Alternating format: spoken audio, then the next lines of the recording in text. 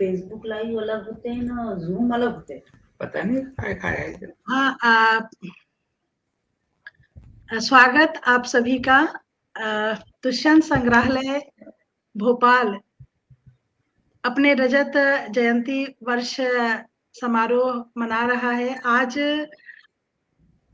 स्थापना माह के अवसर पर स्थापना पर्व मनाते हुए आज दुष्यंत संग्रहालय वैश्विक स्तर पे अपने परिवार से जुड़ रहा है और हमारे साथ दुष्यंत संग्रहालय के संस्थापक एवं निदेशक श्री राजुरकर राज जी मंच पे मौजूद हैं और आदरणीय श्री तेजिंदर शर्मा जी एक वरिष्ठ साहित्यकार, वरिष्ठ पत्रकार, वरिष्ठ संपादक के रूप में आज मंच पे उपस्थित हैं। यूं तो दुष्यंत कुमार स्मारक पांडुलिपि संग्रहालय वैश्विक स्तर पे अपनी पहचान बनाए हुए है और निरंतर 25 सालों में जनों का सहयोग, उनका साथ मिलता रहा है और विभिन्न प्रकार के चर्चाएं, विभिन्न प्रकार के आयोजन करते रहे हैं भोपाल में। और आज पहली बार दुष्यंत संग्रहालय इस लाइव के जरिए पूरे विश्व में जो परिवार है, वैश्विक परिवार में शामिल होके और अपनी बात, अपनी चिंताओं को मुखरित कर रहा है और आप सभी का हृदय से स्वागत है। मैं राजुरकर राज जी से निवेदन करूंगी कि जो विश्व परिवार है, जो हमें फेसबुक लाइव के माध्यम से देख रहे हैं, आप उनको संबोधित कीजिए। तब तक में मैथिल जी जुड़ रहे हैं। बहुत बहुत धन्यवाद कांता जी। ये हमारे लिए बहुत सौभाग्य की बात है कि आज हम स्थापना वर्ष के संग्रहालय के रजत जयंती वर्ष के स्थापना पर्व को मना रहे हैं और आज उसका 8वां दिन है। जैसा कि कांता जी ने कहा कि ये वैश्विक रूप से जुड़ने का आज का हमारा एक सौभाग्य का दिन है और इसमें तेजेंद्र शर्मा जी जो निरंतर संग्रहालय के प्रति बहुत ही उदार हैं, बहुत ही उनका सहयोग मिलता है, मार्गदर्शन मिलता है। कई बार वे संग्रहालय पधारे हैं, तो ऐसे तेजेंद्र शर्मा जी का आज हमारे साथ इस मंच पर होना हमारे लिए बहुत ही सौभाग्य की बात है। इस संग्रहालय के लिए और एक खुशी की बात है कि जो आज इस कार्यक्रम का संचालन करने वाले हैं, जो हमसे जुड़ चुके हैं, घनश्याम मैथिल अमृत जी, ये स्थापना के पहले दिन से ही हमारे साथ जुड़े हुए हैं।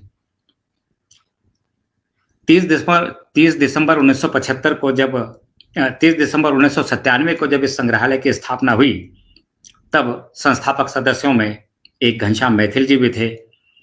और दूसरी और गर्व और बड़े सम्मान की बात कि लक्ष्मी नारायण पयोधी जी, जो आज हमारे साथ इस चर्चा में शामिल हो रहे हैं, वे भी इस संग्रहालय की स्थापना समिति के सदस्य हैं।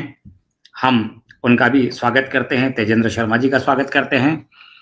और पद्मा शर्मा जी महत्वपूर्ण लेखिका हैं। आज उन्होंने हमारा आग्रह स्वीकार किया और इस मंच पर इस बातचीत में शामिल होने के लिए सहमति प्रदान की। ये उनका बड़प्पन है, ये हमारे लिए सौभाग्य की बात है। बहुत अच्छा लग रहा है। और कांता राय जी ने ये तमाम इस कार्यक्रम का संयोजन करके और तकनीकी सुविधाएं जुटाकर संग्रहालय को वैश्विक स्तर पर चर्चा के लिए प्रस्तुत किया है। मैं उनका भी स्वागत करता हूं।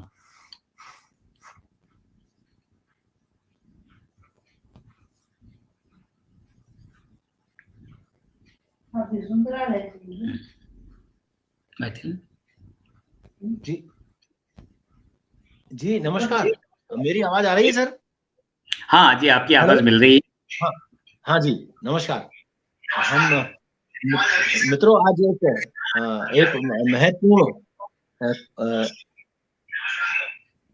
हेलो जी, कुछ आवाजें आ रही हैं बीच में, कुछ ऐसा लग रहा है कुछ माइक ऑन है किसी का, देखिए जरा कांता जी। हाँ नमस्कार मित्रों, जैसा कि आप सबको विदित हो कि अभी आदरणीय राजुरकर राज जी ने बताया कि किस तरह से दुष्यंत कुमार स्मारक पांडुलिपि संग्रहालय भोपाल की स्थापना को 25 वर्ष पूर्ण हो रहे हैं और इस अवसर पर निरंतर 1 माह तक चलने वाली कार्यक्रम की श्रृंखला चल रही है। साहित्य की विविध विधाओं में निरंतर यहाँ पर आयोजन हो रहे हैं और उसी के अंतर्गत आज हम यहाँ पर एकत्रित हैं अपने समय के 3 महत्वपूर्ण हस्ताक्षर जो हमारे बीच यहाँ पर उपस्थित हैं उनको लेकर के और मौजूदा परिदृश्य में साहित्य की भूमिका को लेकर हम यहाँ पर चर्चा करेंगे। तो ये बहुत ही प्रसन्नता का विषय है कि साहित्य से हम सब यूं कहें कि साहित्यकार और एक आम पाठक सभी किस तरह प्रभावित होते हैं। साहित्य का हमारे समाज पर, हमारी सर्जना का समाज पर कितना प्रभाव पड़ता है। साहित्य में कितने तरह के वाद और विवाद, साहित्य में किस तरह की लेखन को लेकर जो हमारी प्रतिबद्धताएं हैं वे साहित्य को लेकर यूं कहें कि एक वर्तमान समय में जो एक विषय पुरस्कारों को लेकर जब भी सम्मान और पुरस्कारों की घोषणाएं होती हैं तो उनको लेकर जो विवाद चलते हैं और साहित्य साधना को लेकर जो मूलतः ये विषय कहा जाता है कि अब साहित्य में वो साधना का विषय नहीं रहा जो किसी समय रहा करता था। साहित्य के अलग अलग काल और अलग अलग समय की हम बात करें तो जो एक बाबा तुलसी का समय था और कबीर का समय था, तब से लेके भक्ति काल से लेके वर्तमान समय तक साहित्य ने कितना एक अपना सफर तय किया है। तो इस तमाम मौजूदा समय की चिंताओं को लेकर साहित्य की क्या स्थिति है उसको लेकर वैश्विक परिदृश्य पर और भारत के संदर्भ में हम यहाँ पर बात करेंगे और इस पर इन सभी विषयों पर बात करने के लिए मैं आमंत्रित करता हूं श्री तेजेंद्र जी शर्मा जो हम सबके सुपरिचित रचनाकार हैं। मैं निवेदन करूंगी कि किसी के पास 2 सिस्टम खुले हुए हैं, एक सिस्टम बंद कर मुझे लगता है मेरे पास से खुले हुए हैं, वो बंद कैसे होगा ये? एक सिस्टम बंद कर दीजिए। फेसबुक से भी किया था मैंने, उससे 2 सिस्टम अगर पास में रहते तो क्लैश करते हैं। नहीं, मैं उसको फिर वापस होकर फिर आती हूँ, है ना।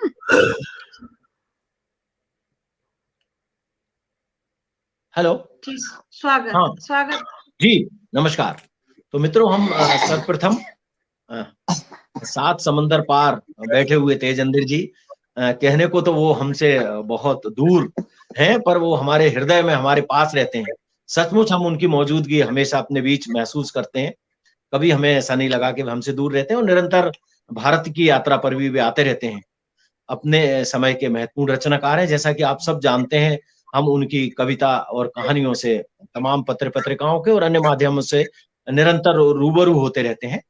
मूलतः आपका जन्म पंजाब में हुआ है और आपके कहानी संग्रह काला सागर, ढिबरी टाइट, देह की कीमत, यह क्या हो गया, बेघर आंखें, दीवार में रास्ता, कब्र का मुनाफा सहित अनेक महत्वपूर्ण कहानी संग्रह आप के आए हैं और कविता संग्रह के रूप में मैं कवि हूं इस देश का और ये घर है तुम्हारा। इसके साथ ही आदरणीय तेजेंद्र जी को केंद्रीय हिंदी संस्थान आगरा, हरियाणा राज्य साहित्य अकादमी सहित अनेक महत्वपूर्ण सम्मान और पुरस्कार अपने साहित्य सर्जना के लिए मिले हैं। तो मैं आदरणीय तेजेंद्र शर्मा जी को बड़े सम्मान के साथ आमंत्रित करता हूं कि वे आए और आज के मौजूदा परिदृश्य में साहित्य की भूमिका को वे किस तरह से देखते हैं इस पर अपनी बात रखें। आदरणीय श्री तेजेंद्र जी शर्मा। धन्यवाद घनश्याम भाई, बहुत बहुत शुक्रिया। राजुरकर भाई को देख के अच्छा लग रहा है। पद्मा जी अपना माइक बंद कर दीजिएगा। तो राजुरकर भाई को काफी दिनों के बाद देखा है, पीछे मिले थे तो थोड़े स्वस्थ थे, उसके बाद आज अच्छा लग रहा है। और कांता, आपका आग्रह है तो हमेशा हम मानते हैं, आके खड़े हो जाते हैं साथ में। और दुष्यंत संग्रहालय के साथ तो बहुत पुराना प्यार है, हमारा स्नेह है। दरअसल पहले मैं 2-4 मिनट संग्रहालय की बात करूंगा क्योंकि मुझे लगता है कि ये अपने आप में एक ऐसी अनूठी संस्था है जो मुझे भारत में और कहीं ऐसी कोई चीज दिखाई नहीं देती। हम लोग अपने साहित्यकारों को हीरो बनाने में थोड़ा गुरेज करते हैं। हम प्राउड फील नहीं करते कि हमारे साहित्यकार इतने महान हैं, हम उन्हें याद करें, अपनी आने वाली पीढ़ियों तक उन्हें पहुंचाएं। जब हम यहाँ शेक्सपियर का घर देखते हैं तो देखिए उस घर में शेक्सपियर का अपना कुछ भी नहीं है, एक वस्तु वो नहीं है जो शेक्सपियर खुद इस्तेमाल करता था। मगर यहाँ की सरकार ने क्या किया कि उस जमाने में जैसी चीजें इस्तेमाल होती थी वो ले जाके शेक्सपियर के घर में रख दी कि उस जमाने में बिस्तर ऐसा होता था, मसहरी ऐसी होती थी, कपड़े ऐसे होते थे।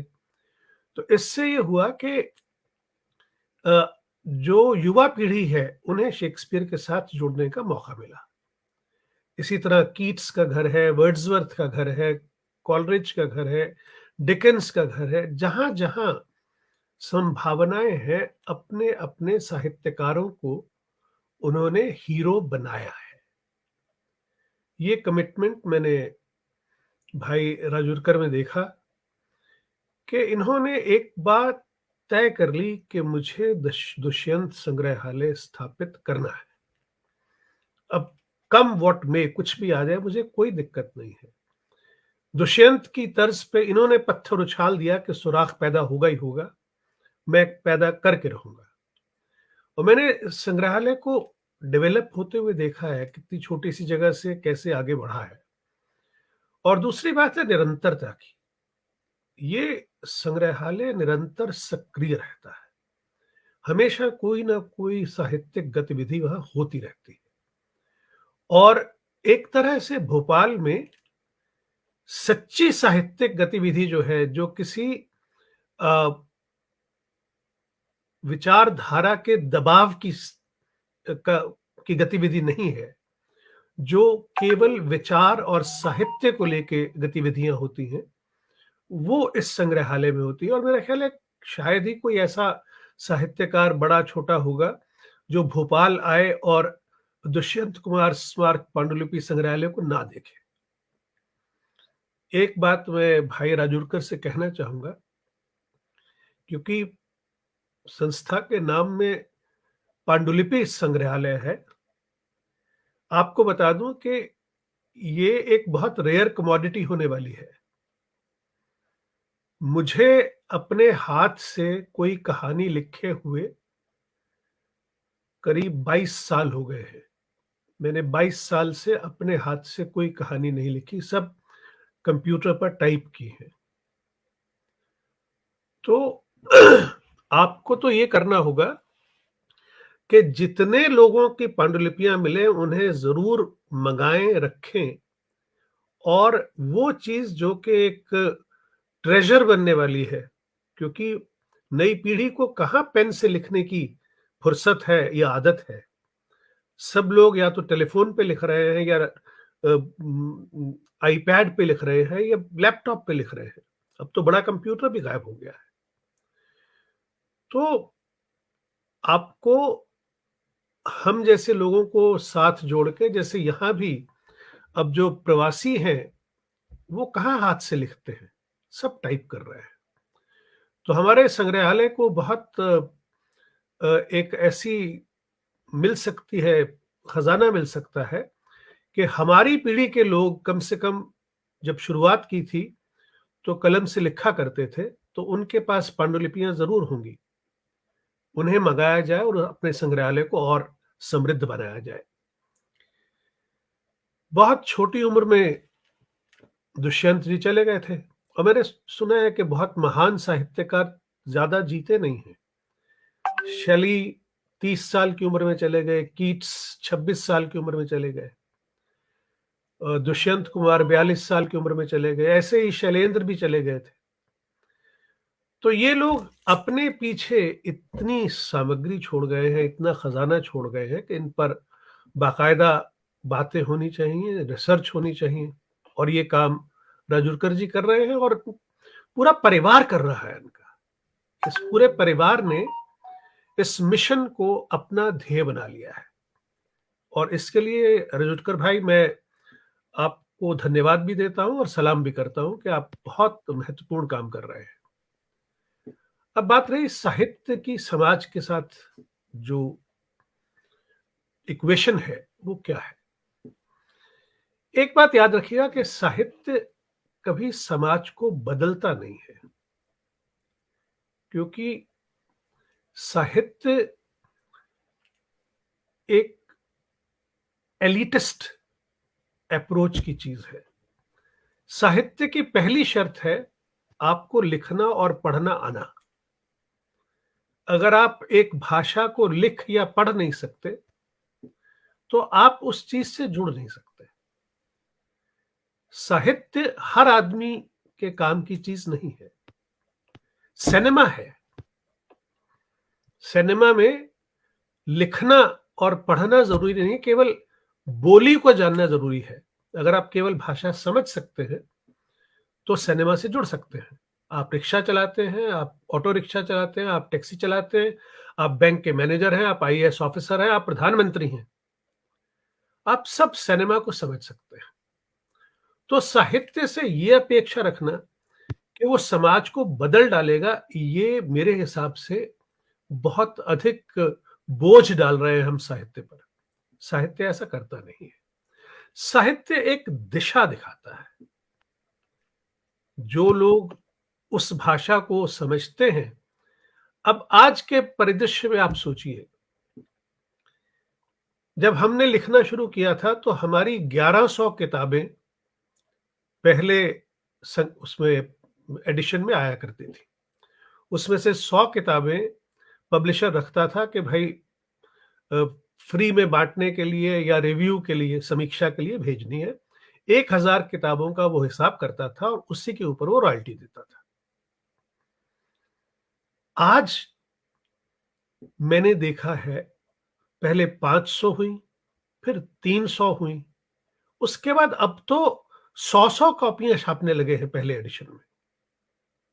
जितने पैसे कोई दे रहा है उतनी किताबें छप रही हैं, उतनी कॉपीज छप रही हैं। ऐसा साहित्य जो 300 प्रतियां छप रहा है वो समाज में क्या आंदोलन लाएगा।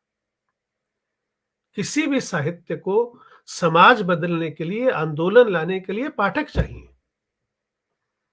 और आज का जो पाठक है, आज का जो श्रोता है, वो इंटरनेट से इस तरह से जुड़ गया है, टेलीविजन का इतना प्रेशर है उसके ऊपर, वेब सीरीज का इतना प्रेशर है उसके ऊपर कि उनके सामने मुख्य धारा का सिनेमा भी घुटने टेक रहा है, क्योंकि उनको भी अब दर्शक नहीं मिलते सिनेमा के अंदर।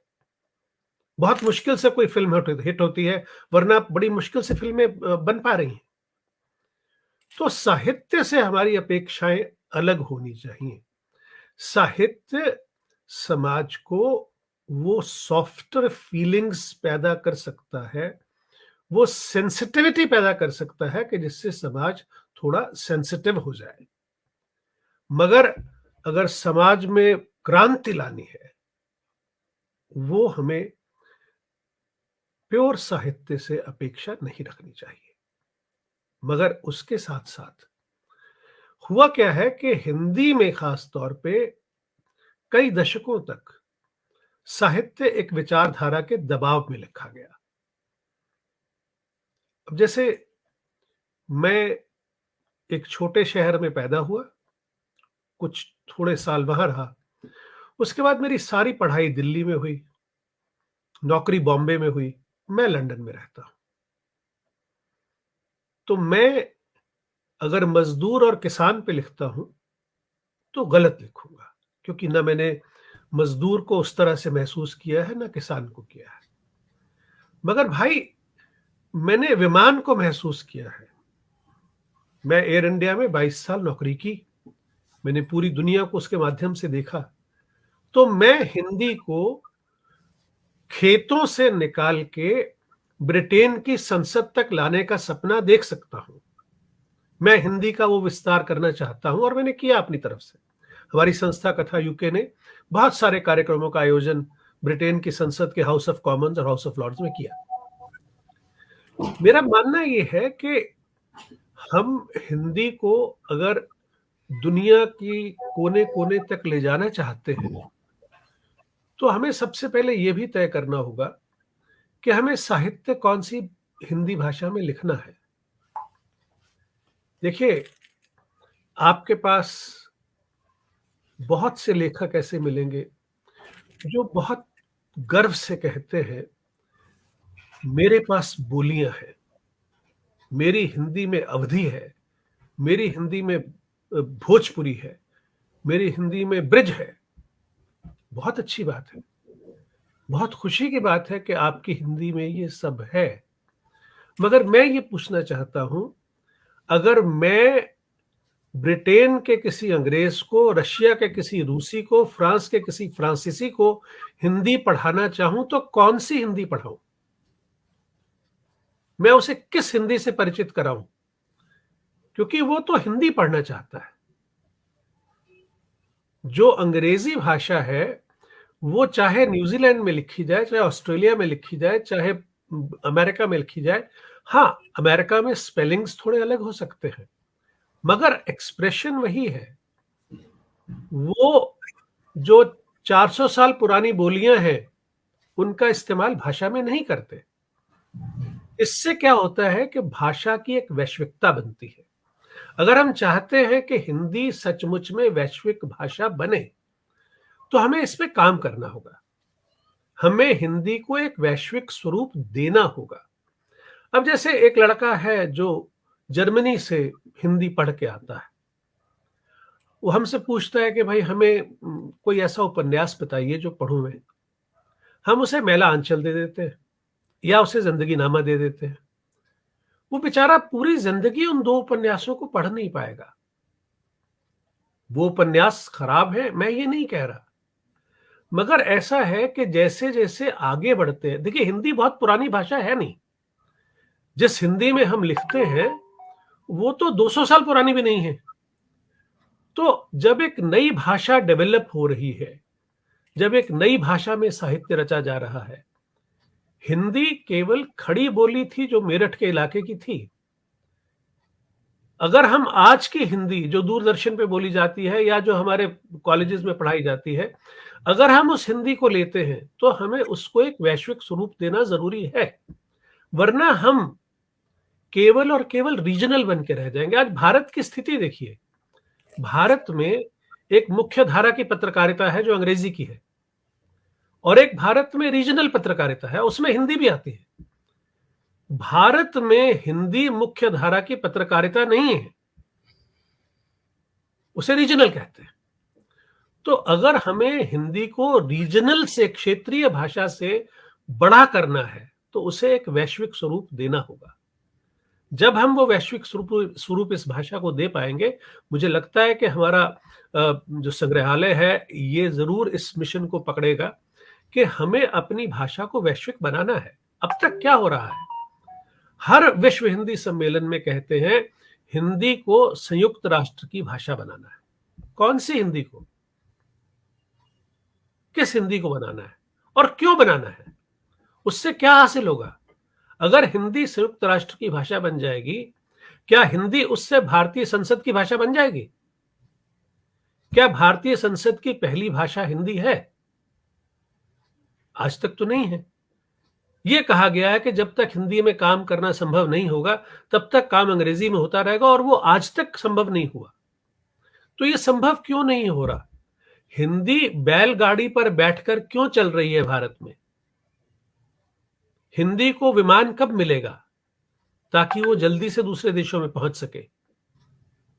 हमें हिंदी को ऐसा स्वरूप अवश्य देने के बारे में सोचना चाहिए जिसे हम कह सके कि हाँ, हिंदी एक अंतरराष्ट्रीय भाषा है। अभी क्या है, हमारे पास फिगर्स है।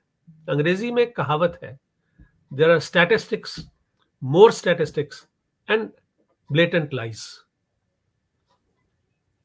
तो आप कहें जी 140 देशों में हिंदी पढ़ाई जाती है, पता लगा कि 140 देशों में टोटल 140 स्टूडेंट्स ही नहीं है। इंग्लैंड में कैम्ब्रिज यूनिवर्सिटी में हिंदी डिपार्टमेंट बंद हो गया। School of oriental African studies स्वास में हिंदी डिपार्टमेंट बंद हो गया। ऑक्सफोर्ड यूनिवर्सिटी में विद्यार्थी नहीं मिल रहे। कोरोना के बाद सब कुछ खत्म हो गया, तहस नहस हो गया। हमारे यहां से आज तक किसी केंद्रीय हिंदी संस्थान ICCR, महात्मा गांधी यूनिवर्सिटी, किसी ने नहीं सोचा कि Hindi as a foreign language का सिलेबस बनाया जाए। सपोज एक स्पेनिश आदमी को हिंदी सीखनी है, क्या वो भी का से कबूतर खा से खरगोश करके सीखेगा?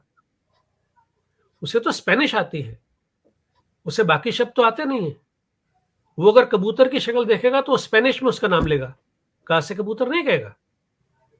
तो कभी ये नहीं सोचा गया कि हिंदी को भारत से बाहर दुनिया में एस्टेब्लिश करना है, और अगर एस्टेब्लिश करना है उसे हमें एक फॉरेन लैंग्वेज के तौर पे हिंदी अंग्रेजी के माध्यम से कैसे सीखें, हिंदी फ्रेंच के माध्यम से कैसे सीखें, हिंदी स्पेनिश के माध्यम से कैसे सीखें, रशियन के माध्यम से कैसे सीखें, ये हमें करना होगा। इसके अंदर जो हमारी संस्थाएं बनाई गई हैं उनका बहुत महत्वपूर्ण रोल हो सकता है। समस्या यह है कोई सोचता नहीं है कि वो रोल क्या हो। अगर मैं यहां बैठा सोच रहा हूं कि हिंदी को विदेशी भाषा के तौर पे पढ़ाना जरूरी है, तो हमारे वो लोग जो मैटर करते हैं, जो निर्णय लेते हैं, वो कब इसके बारे में सोचेंगे कि हमें हिंदी को अपनी रीजनैलिटी से बाहर निकाल के उसको ग्लोबल बनाना है? ये तभी सोच सकते हैं जब हम बड़ा सोचेंगे। बरसों तक हिंदी थैले में बंद रही। एक इमेज थी साहित्यकार की, पत्रकार की, कि कुर्ता पजामा, थोड़ा फटा हुआ, थोड़ा थैला झोला, इससे बाहर हिंदी है नहीं। वो आहिस्ता आहिस्ता टूटा। हमें उस तोड़ने को और आगे कुछ डेवलप करना होगा।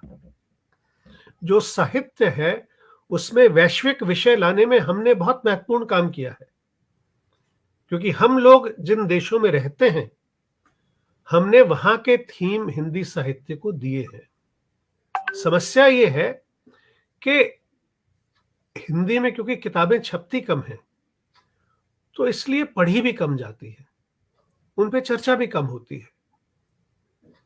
बात यह होनी चाहिए कि जो नए थीम इंग्लैंड से, अमेरिका से, ऑस्ट्रेलिया से और गल्फ देशों से आए हैं, सिंगापुर से यहां पहुंचे हैं, डेनमार्क में अर्चना पेन्यूली है, तो जो नए थीम हम लोगों ने हिंदी साहित्य को दिए हैं उन विषयों पे चर्चा हो। क्योंकि हिंदी साहित्य में गांव था, हिंदी साहित्य में साहूकार था, हिंदी साहित्य में किसान के ऊपर बहुत अत्याचार हो रहे थे, मगर जैसे जैसे दुनिया आगे बढ़ी है हिंदी साहित्य भी आगे बढ़ा है। तेजेंद्र शर्मा ने अपना फ्यूनरल बुक कर दिया है कि जब मैं मरूं तो मेरे परिवार को केवल एक टेलीफोन करना है उस एजेंसी को, वो आएगी, मेरी बॉडी को उठा के ले जाएगी, वो नहलाएगी, वो धुलाएगी, सब कुछ करेगी, मेरा परिवार भी उसके अंदर एक गेस्ट की तरह, एक मेहमान की तरह आएगा। ये एक दुनिया है, एक दुनिया है जहां कब्रें बुक की जाती हैं, कि एक प्लॉट बुक कर लिया जहां एक ही जितने अमीर लोगों ने अपनी अपनी कब्र बुक कर ली है, ताकि मरने के बाद अपने जैसे लोगों में जिया जाए। उनका बस चले तो कब्र में भी 2-2 बेडरूम, 3-3 बेडरूम बनवा लें। ये दुनिया है, ये थीम्स हैं जो हमने हिंदी कहानी के साथ जोड़े हैं, हमने बताने की कोशिश की है। तो ये सोच हमें बनानी होगी कि जो हिंदी में नया आ रहा है, जो हम लोग दे रहे हैं, उसे कैसे पकड़ा जाए, उसका इस्तेमाल कैसे किया जाए, और हिंदी को समृद्ध कैसे बनाया जाए। देखिए, जितना हम पीछे जाते हैं उतनी हमारी मुहिम पीछे जाती है। अगर हमें आगे जाना है तो सोच भी आगे की होगी। अगर आज कोई अंग्रेजी वाला आदमी कहे मैं तो चौसर और शेक्सपियर की अंग्रेजी इस्तेमाल करूंगा, देखिए मेरी भाषा में कितना जबरदस्त रंग आ जाएगा, वो अंग्रेजी का नुकसान करेगा। क्योंकि मॉडर्निटी है एक चीज, जो आधुनिक काल हम कहते हैं, आधुनिक काल का जीवन अलग है, आधुनिक काल की सोच अलग है। तो जो मॉडर्निटी है उस मॉडर्न एटीट्यूड को हमें पकड़ना है और भाषा को इतना मॉडर्न बनाना है जिससे हम अपने साहित्य को सही मायने में वैश्विक बना सकें। समस्या यही है, देखिए एक बात याद रखिएगा, आज तक किसी भी भारतीय साहित्य को वैश्विक सम्मान नहीं मिला है, केवल उसके ट्रांसलेशन को मिला है, अनुवाद को। चाहे वो गीतांजलि थी, अगर उसका अनुवाद अच्छा नहीं किया गया होता तो उसको सम्मान नहीं मिलता। चाहे वो गीतांजलि श्री है, उसके भी अनुवाद को सम्मान मिला है, उसकी हिंदी की किताब को सम्मान नहीं मिला है। हमें ऐसे हालात पैदा कर रहे हैं कि हमें हिंदी को सम्मान मिले वैश्विक स्तर पे, हिंदी को ऐसे पढ़ा जाए, हिंदी को ऐसे जाना जाए जैसे किसी भी वैश्विक भाषा को जाना जाता है। साहित्य तभी हमारे जीवन को इन्फ्लुएंस कर पाएगा जब वो साहित्य प्रचुर मात्रा में उपलब्ध होगा और पढ़ने की आदत होगी। आप लंदन में ट्रैवल करिए तो आपको किसी भी ट्रेन में आज भी, जबकि मोबाइल फोन का प्रकोप जारी है चारों तरफ, लंदन में आज भी आपको लोग हाथ में किताब लेके बैठे हुए, कम से कम एक डिब्बे में अगर 50 लोग हैं तो 30 लोग किताब पढ़ रहे होते हैं। ये आदत हमें डालनी होगी कि एक सेकेंड होल्ड करिएगा। John alcohol. मेरे ऑफिस से फोन आ गया था। आप देख रहे हैं मैं यूनिफॉर्म में बैठा हूं, मुझे जरा अभी काम पे जाना है। तो मैं ये कह रहा था सर कि हिंदी भाषा के बारे में हमें अपनी सोच को बदलना होगा, खुद सोच के खुश होना कम करना होगा, अपनी उपलब्धियों को, अपने मेहनत को एनालिटिकली उसके बारे में विचार करना होगा। जब तक ये नहीं करेंगे, और दूसरी बात, हिंदी में जो गुटबाजियां हैं साहित्य में, उनसे पहले बाहर आना पड़ेगा। जब उससे बाहर आएंगे, जब हिंदी साहित्य एक समग्रता में चीज सामने आएगी, तब हम कह पाएंगे कि हां, जो आज का हिंदी साहित्य है वो आम व्यक्ति से जुड़ा हुआ है। ये समस्याएं हैं कि आज भी, जब हम पीछे बॉम्बे में एक सेमिनार में मैं था, तो कोई लेक्चर दे रहे थे तो वो उन समस्याओं का जिक्र कर रहे थे साहित्य में जो 1960 की थी। मुझे वहां कहना पड़ा कि भाई 2019, मैं 2019 की बात कर रहा हूं, मैंने कहा 2019 की समस्याएं दूसरी हैं, वो समस्याएं नहीं हैं। आज एक आदमी एक बीवी अफोर्ड नहीं कर सकता तो वो रखैल कहां से रखेगा? वो बीवी रखैल वाले जो चक्कर थे वो खत्म हो चुके। तो हमें साहित्य को नए ढंग से देखना होगा, नए ढंग से लिखना होगा, नए ढंग से प्रचारित भी करना होगा। साहित्य को भी प्रचार की उतनी ही जरूरत है। जब तक ठीक से प्रचार नहीं होगा, लोगों तक पहुंचेगा नहीं। तो मैं काफी बोल लिया, तो मैं बोलता जाऊंगा, समय निकलता जाएगा। मेरे हिसाब से आपके 7:35 हो गए, मैंने अपना काफी समय लिया, और मैं आपका बहुत बहुत धन्यवाद करता हूं राजूकर भाई। आपने मुझे सुना और आप सबने मुझे सहा। बहुत बहुत शुक्रिया। Thank you. बहुत बहुत धन्यवाद आपका। जी, बहुत बहुत आभार आदरणीय। निश्चित रूप से आप यूं कहें कि आज का जो हमारा आयोजन रहा सार्थक इस मायने में रहा कि कई महत्वपूर्ण और ज्वलंत बातें आपने उठाई। खासतौर से जो आपने संग्रहालय के बारे में कहा कि बिना किसी वाद विवाद के सभी तरह के लोग, जो आपने कहा कि इस गुटबंदी से मुक्ति होना चाहिए, तो कम से कम हम गर्व के साथ कह सकते हैं कि संग्रहालय इस तरह के वाद विवाद और गुटबंदी से पूरी तरह मुक्त है, और सभी वैचारिक दृष्टि के सभी तरह के साहित्यकार यहाँ पर आते हैं। और जो आपने 2-3 बातें महत्वपूर्ण बताई कि किस तरह से हमने अपने साहित्यकारों को हीरो के रूप में पेश नहीं कर पाए, ये बड़ी दुखद बात है। और जिस तरह की आपने बताया कि वहां पर शेक्सपियर के घर के बारे में हम जो जिक्र करते हैं, आपने कहा कि भले ही उनके प्रयोग करी हुई चीजें नहीं है, पर फिर भी उस समय में किस तरह की चीजों का प्रयोग किया जाता है, किस तरह से हम चीजों को प्रस्तुतिकरण अगर हमारे अंदर हो तो हम किस तरह से अपनी चीजों को सामने रख सकते हैं। और खास तौर से जो आपने हिंदी को लेकर चिंता व्यक्त की कि समय के साथ हमें चलना ही होगा, हिंदी का एक वैश्विक स्वरूप लाना होगा। 75 वर्ष हो गए, कितने विश्व हिंदी सम्मेलन हो गए, हिंदी की स्थिति क्या है, समाज के बारे में जो आपने बताया कि साहित्य समाज को नहीं बदल सकता क्योंकि इसके लिए पढ़ना और लिखना जरूरी है, इससे अधिक सिनेमा का प्रभाव पड़ता है। पर समय इतना गतिशील है कि आपने कहीं ये कहा कि सिनेमा भी घुटने टेक रहा है वेब सीरीज के आगे, जो अभी लेटेस्ट हमारे वर्जन आ रहे हैं तरह तरह के। तो किस तरह के बदलाव के साथ अगर हम नहीं चल सके तो बहुत दिक्कत हो जाएगी। और कितनी कठिन बात कही कि एक वैश्विक हिंदी का स्वरूप हमें कहीं ना कहीं लाके रखना होगा, नहीं तो संयुक्त राष्ट्र संघ की हिंदी अगर भाषा बन गई और अगर हमारे सर्वोच्च न्यायालय की भाषा नहीं बन पाई या संसद की नहीं बन पाई तो क्या अर्थ है। और साथ ही अगर हम आधुनिकता के साथ अगर नहीं जुड़ पाए, तो जैसे आपने कहा कि बैलगाड़ी के साथ अगर चलते रहे और विमान तक नहीं पहुंचे तो क्या हश्र होगा। और जो हम स्वयं प्रसन्न होते हैं कि 130 देशों में हिंदी पढ़ाई जा रही है, आपने कहा कि 130 विद्यार्थी भी नहीं है, या आपने कहा ऑक्सफोर्ड यूनिवर्सिटी का आपने जैसे जिक्र किया कि वहां पे सब ये अध्ययन बंद हो गया। तो इस तरह की जो आपने ऐसी बातें हम कहें कि आंखें खोल देने के लिए बातें जो कहीं कि हमारे साहित्य का समाज पे क्या प्रभाव पड़ेगा, हिंदी का क्या प्रभाव पड़ेगा। आपने कहा कि वैश्विक स्तर पे यह स्थिति है कि अनुवाद के रूप में तो मान्यता मिली, पर हिंदी को कब मान्यता मिलेगी, हिंदी साहित्य को कब मान्यता मिलेगी।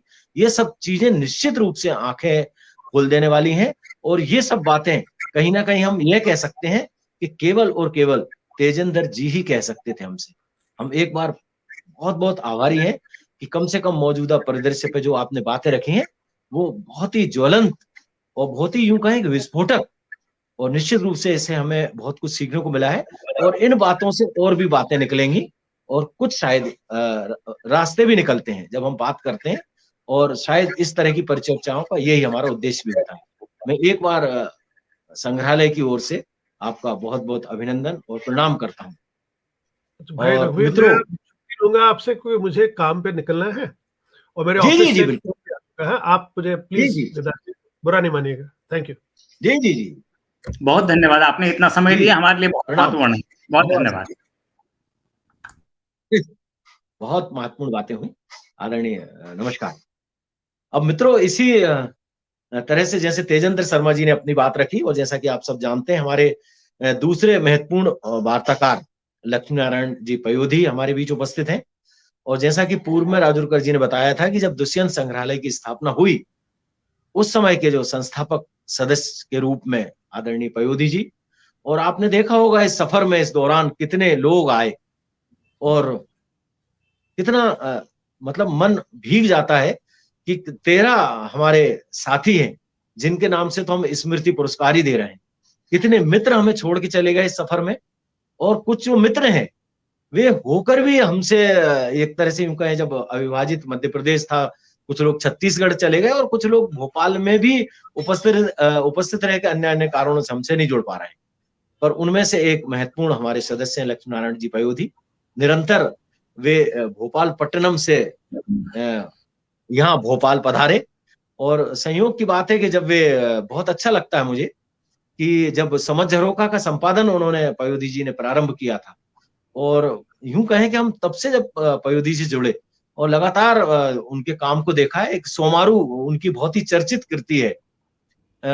एक हमने सोमारू पर्व भी किया था संयोग से, उस समय हमारे मित्र डॉक्टर बाबूराव गुजरे भी थे, वो आयोजन हमने किया था। और फिर निरंतर कला करवट का भी अंक निकाला, और निरंतर मैंने देखा है कि अद्भुत अपने समय के रचनाकार इस रूप में कि कई बार ऐसा लगता है कि हमें वो बाल साहित्यकार लगते थे कई बार, फिर हमें ऐसा लगा कि नहीं, वो जनजातीय बोलियों और भाषाओं के ऊपर काम करने वाले एक महत्वपूर्ण रचनाकार हैं। फिर कभी वो हमें गजलकार लगते हैं, कभी कविताकार लगते हैं, कभी नाटककार लगते हैं, और सभी मैं कह रहा हूँ साहित्य की सभी विधाओं में प्रचुर मात्रा में भरपूर लिखा है। यूं कहें कि उनकी दर्जनों कृतियां हैं, मैं समझता हूँ 25-30 कृतियां कम से कम होंगी। ऐसे अपने समय के महत्वपूर्ण रचनाकार, और अभी पिछले दिनों उनको दुष्यंत संग्रहालय का कमलेश्वर सम्मान सब आप जानते हैं मिला है। इसके अलावा भी आपके पाठ्यक्रमों में भी कई कृतियां शामिल हैं, और इसके अलावा महत्वपूर्ण बात है कि आपके अन्य भाषाओं में अनुवाद भी हुए हैं। ऐसे अपने समय के महत्वपूर्ण रचनाकार, मैं आदरणीय पयोधी जी से अनुरोध करूंगा कि मौजूदा परिदृश्य में साहित्य को लेकर साहित्य की भूमिका को लेकर आदरणीय हमारे तेजेंद्र शर्मा जी ने जो प्रश्न उठाए थे उनको लेकर, या यूं कहें कि किस तरह से साहित्य का समाज पर प्रभाव पड़ता है, वे किस रूप में देखते हैं। जो ई समय आ रहा है, जो गैजेट्स की अभी बात हुई, पत्र पत्रिकाएं या मुद्रित शब्द किस तरह से चले जा रहे हैं, या साहित्य का कितना भाग मनोरंजन के रूप में हम कहें, या कितना राष्ट्रीयता की भावना को जगाने के लिए कितना साहित्य प्रासंगिक है और कितनी उसकी भूमिका है, वे जैसे चाहें अपनी बात रखें। आदरणीय पयोधी जी। बहुत धन्यवाद मैथिल जी। मैं सभी को नमस्कार करता हूं और थोड़ा जुड़ने में विलंब हुआ, इसके लिए क्षमा भी मांगता हूं आप सबसे। अभी तेजेंद्र जी ने बहुत महत्वपूर्ण प्रश्न उठाए और कुछ जो रास्ते हो सकते हैं हिंदी को वैश्विक भाषा बनाने में, उसकी तरफ इशारा भी किया। वास्तव में साहित्य पर जब हम चर्चा करते हैं और समाज के प्रसंग में जब चर्चा करते हैं कि समाज पर उसका क्या प्रभाव पड़ता है, तो मैं तो ये मानता हूं कि साहित्य का समाज पर आदिम काल से ही रहा है। हम लोग जब बच्चे होते हैं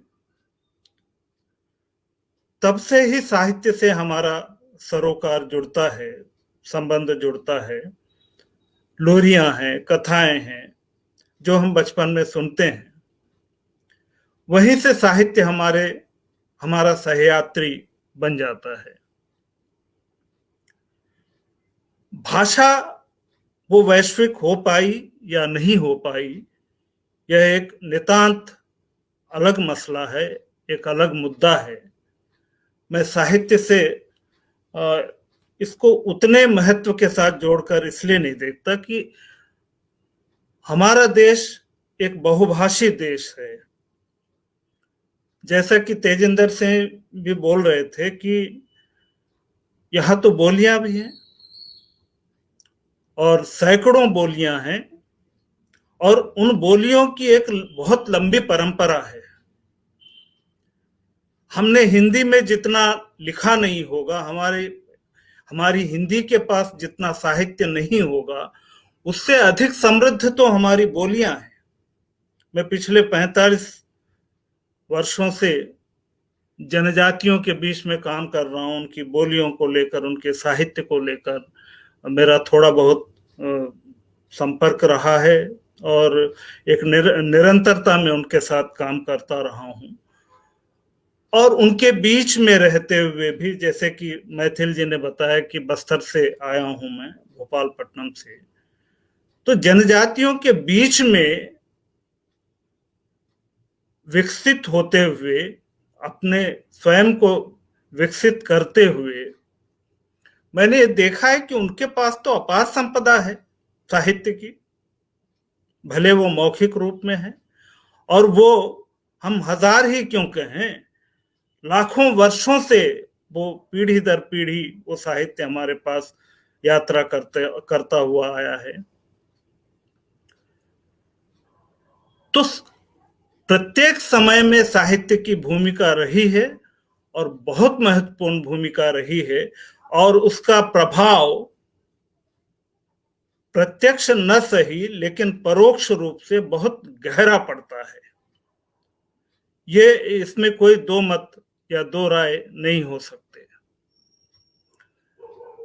हिंदी का जहां तक सवाल है, हिंदी साहित्य का, जैसे कि अभी तेजिंदर जी ने भी बताया कि हमारी हिंदी तो 200 साल पुरानी भी नहीं है। ये सही बात है कि भारतेंदु युग से हम देखें तो जो खड़ी बोली मेरठ और दिल्ली के आसपास रही है, उसी को हिंदी के रूप में हमने स्वीकार किया और उसी को हम विकसित करते रहे। वो चाहे ब्रजभाषा में साहित्य रचा गया हो, अवधी में रचा गया हो या दूसरी बोलियों में रचा गया हो, वो हिंदी के आरंभिक अवस्थाओं में का ही एक रूप माना गया और बाद में हमने खड़ी बोली को, खासकर स्वतंत्रता आंदोलन के समय से हिंदी जो आज की भाषा के रूप में विकसित हुई, तो उसमें बोलियों के योगदान को हम नकार नहीं सकते। मैं तेजिंदर जी की इस बात से थोड़ा सा इत्तेफाक नहीं रखता कि बोलियों को हिंदी के साथ नहीं जोड़ा जा सकता।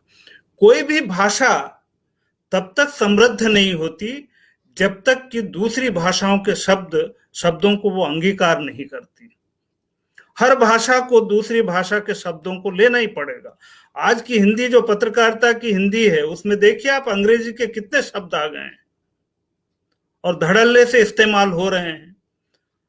अगर हम उनसे परहेज करने लगे और ये कहें कि हिंदी में दूसरी भाषाओं के शब्द नहीं आना चाहिए, तो फिर उसकी शब्द संपदा कितनी होगी? उसकी मौलिक संपदा तो कुछ है ही नहीं। हिंदी की मौलिक संपदा क्या है? खड़ी बोली के रूप में वो, उसमें कितने शब्द थे? आपके पास बुंदेली के शब्द आ गए, आपके पास अवधी के शब्द आ गए, आपके पास ब्रजभाषा के शब्द आ गए, आपके पास मध्य प्रदेश की इतनी बोलियां हैं उनके शब्द आ गए। तब तो वो भाषा का एक विस्तार होता गया। और आज हमारा जो साहित्य है, वो चाहे प्रेमचंद का साहित्य हो, चाहे प्रसाद का साहित्य हो, चाहे जिसका भी साहित्य हो, और हम जो वर्तमान में लिख रहे हैं, उनके साहित्य में क्या हम बोलियों के शब्दों को त्याग कर हम हिंदी साहित्य की रचना कर सकते हैं? बिल्कुल नहीं कर सकते। बोलियों को हमें अपने साथ लेना ही पड़ेगा, हमें अपनी भाषा में उनको सम्मिलित करना ही पड़ेगा, तभी हमारी हिंदी समृद्ध होगी। मैं उनकी इस बात से सहमत हूं कि हिंदी का एक वैश्विक रूप जरूर बनना चाहिए। हम लोग शुरू से ये मानते चले आ रहे हैं कि इसका एक मानक रूप होना चाहिए, मानक रूप तैयार करना पड़ेगा। अब कोई अंग्रेज कैसे हिंदी सीखेगा या कोई फ्रेंच कैसे हिंदी सीखेगा, इसके लिए तो काम करने की बात है और वो काम होना चाहिए, इससे किसी को इनकार नहीं है कि हिंदी को विश्व भाषा बनाने के रूप में उसको विकसित करने के लिए दूसरी भाषा के लोग हिंदी को सीख सकें, उसके लिए ऐसे शब्दकोश बनते हैं। आखिर अंग्रेजी के भी इतने शब्दकोश हैं ना, और अंग्रेजी में भी तो हमारी हिंदी के कई शब्द स्वीकार कर लिए गए हैं और दूसरी भाषाओं, विश्व की दूसरी भाषाओं के शब्द स्वीकार कर लिए गए हैं।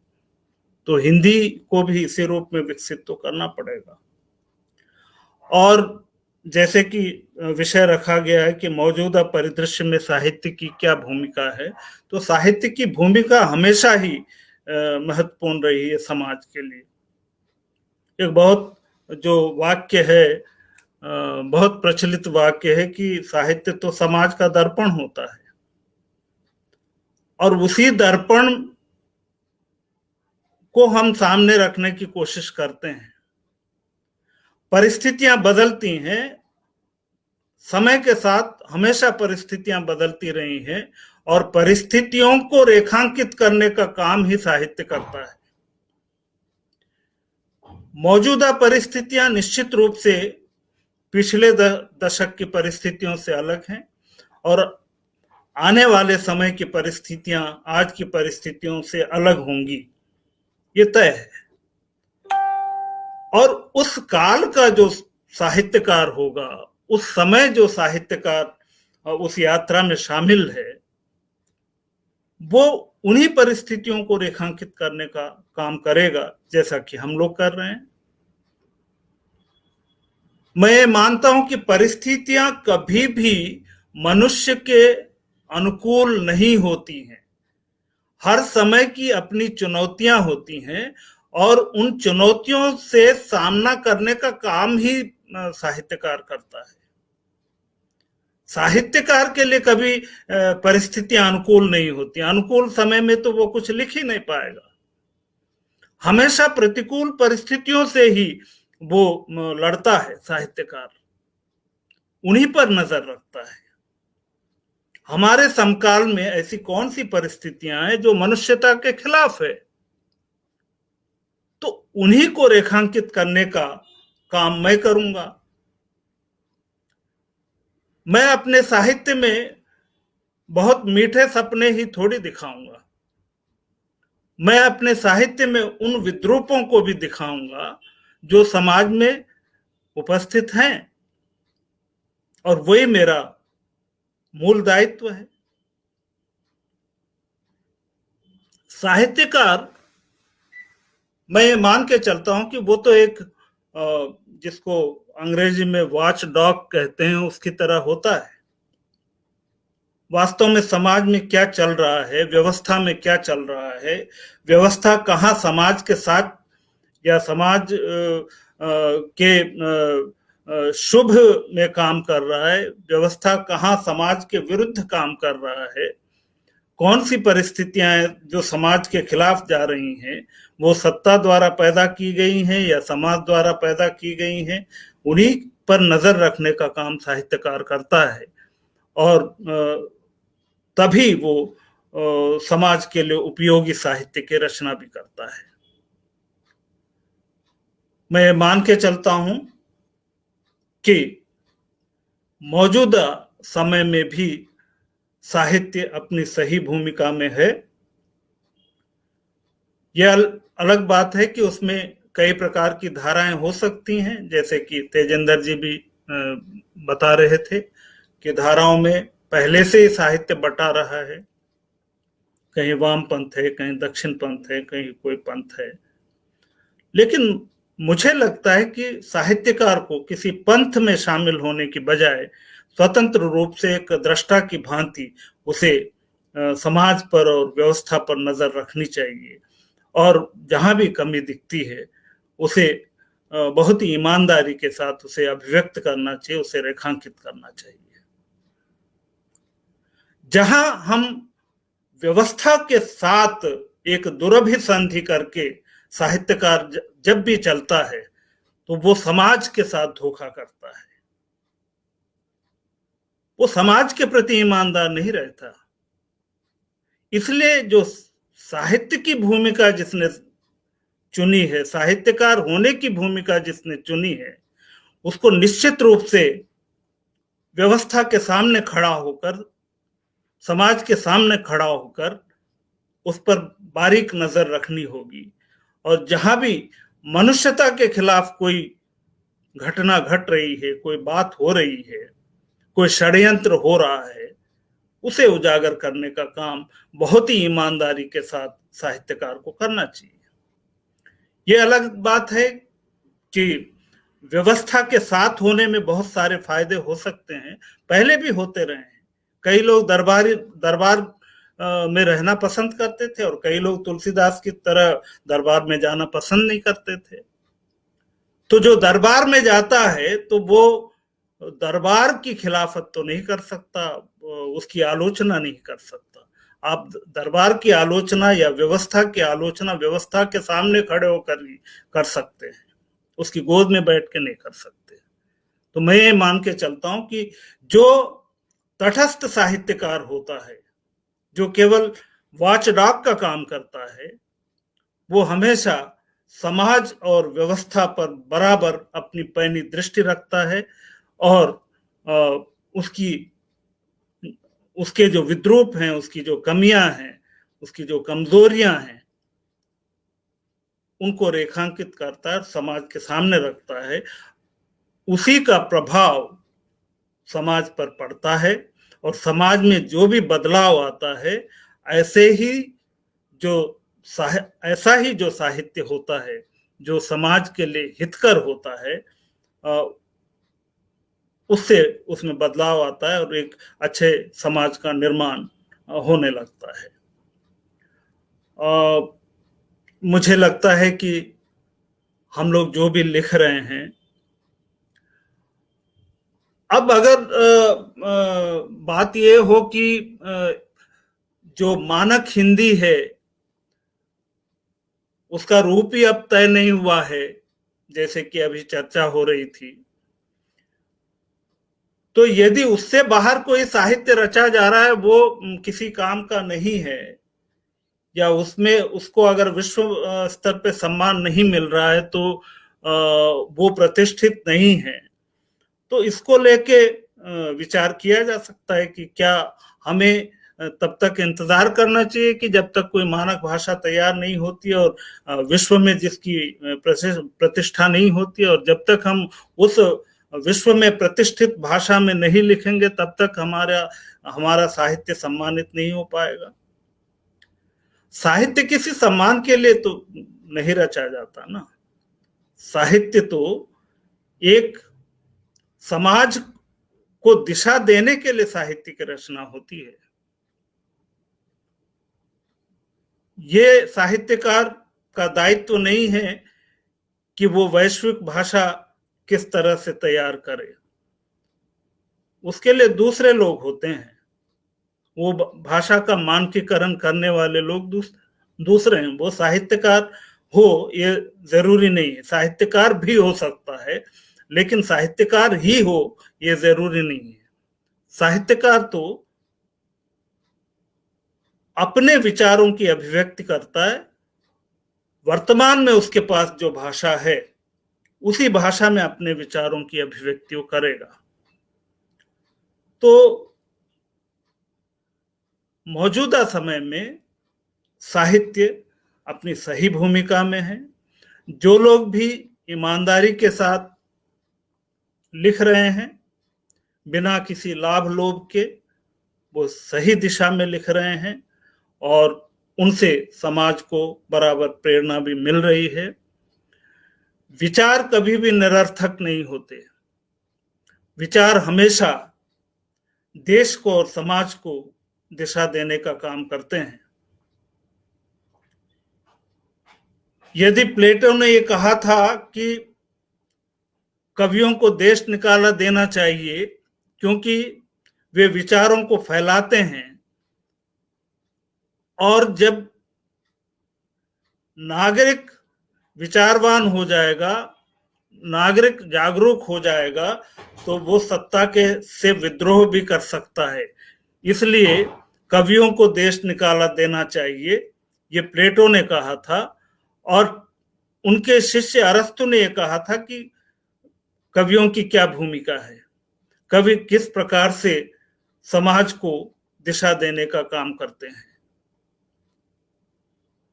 तो हमेशा चाणक्य की भूमिका हम देख लें कि उन्होंने किस प्रकार से समाज को दिशा दी है। हमारे जितने भी ग्रंथ हैं, वो चाहे श्रीमद् भगवद गीता हो या रामायण हो, ये सारे ग्रंथ इन्होंने समाज को दिशा देने का ही काम किया है। रामायण हमें बताती है कि एक आदर्श परिवार कैसे होता है, भाई का क्या कर्तव्य है, पिता का क्या कर्तव्य है, पुत्र का क्या कर्तव्य है। तो वही हम लोग कर रहे हैं। प्रेमचंद ने अपने समय में, उस समय का जो समाज था, उसकी जो परिस्थितियां थी, उसके जो विद्रूप थे, उस समाज में जो भी मनुष्यता विरोधी जो बातें थी, उन सबको रेखांकित किया और उससे समाज में निश्चित रूप से एक परिवर्तन आया।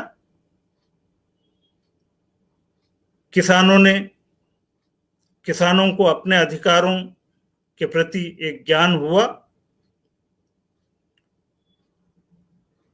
तो शिक्षा के साथ साथ साहित्य की भूमिका भी बढ़ती जाती है, उसका स्वरूप बदलता है और उसका दायित्व भी बढ़ता है। हम लोग मौजूदा समय में, कई लोग ये कहते हैं कि बहुत ही विपरीत परिस्थितियां हैं। मैं मान के चलता हूं कि परिस्थितियां हमेशा इसी तरह होती हैं। आप अपनी क्या भूमिका चुनते हैं उन परिस्थितियों में, यह अधिक महत्वपूर्ण है।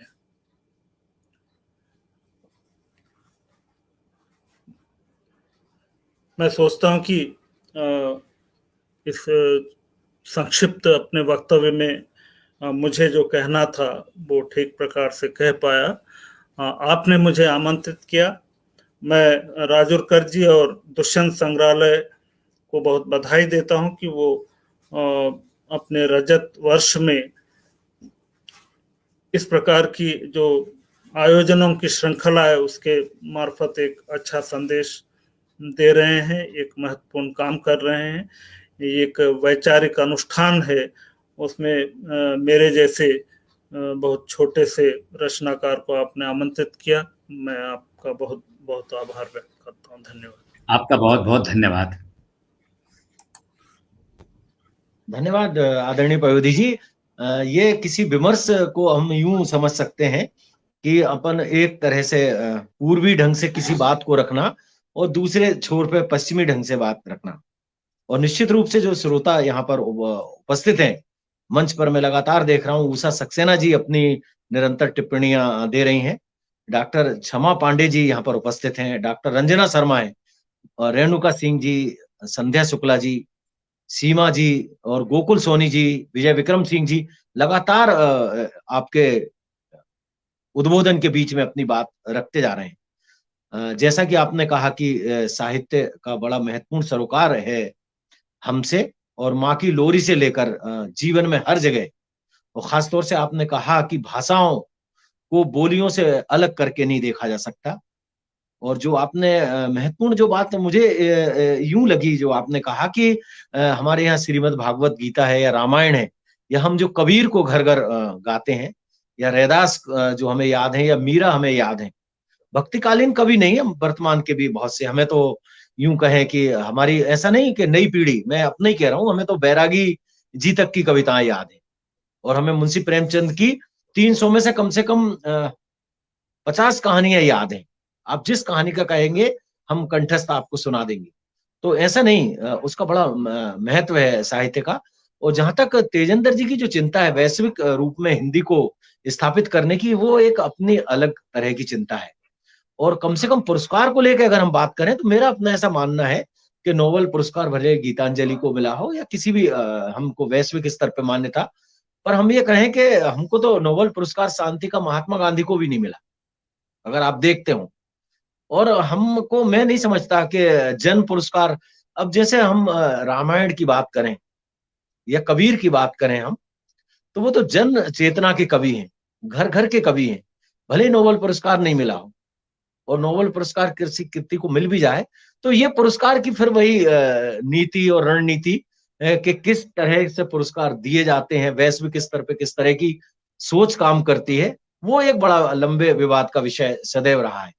हाँ, ये जरूर है कि तेजेंद्र जी जो बात कह रहे हैं और पयोधी जी जो बात कह रहे हैं, कहीं ना कहीं हम यूं कहें कि दोनों हमारे वक्ता, उनके बीच से ही निकलकर कोई बात आएगी। जैसे हम ये कहते हैं कि हमें वैश्विक स्तर पे अपनी हिंदी स्थापित करना है, मानक हिंदी किस तरह से है, उनकी जो चिंता है वो गैर वाजिब नहीं है। अगर वो अंतरराष्ट्रीय स्तर पर हिंदी की स्थिति बता रहे हैं तो बहुत ज्यादा प्रसन्न होने की बात नहीं है। उदाहरणीय पयोधी जी ने जो कहा है कि हम साहित्य से विलग होकर रह ही नहीं सकते, तो वो बात भी बिल्कुल सही है। और हम बोलियों को अलग भाषा से कर ही नहीं सकते।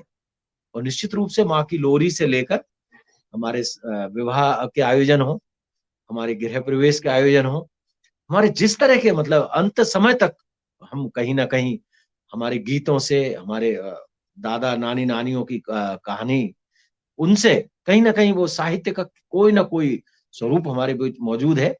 तो जहां हमको बहुत ज्यादा निराश होने की आवश्यकता भी नहीं है। तो अब मित्रों, इस हम कड़ी में डॉक्टर पद्मा शर्मा की ओर चलते हैं, जो आज के आयोजन की तीसरी और अंतिम वक्ता के रूप में। जैसा कि आप सब जानते हैं,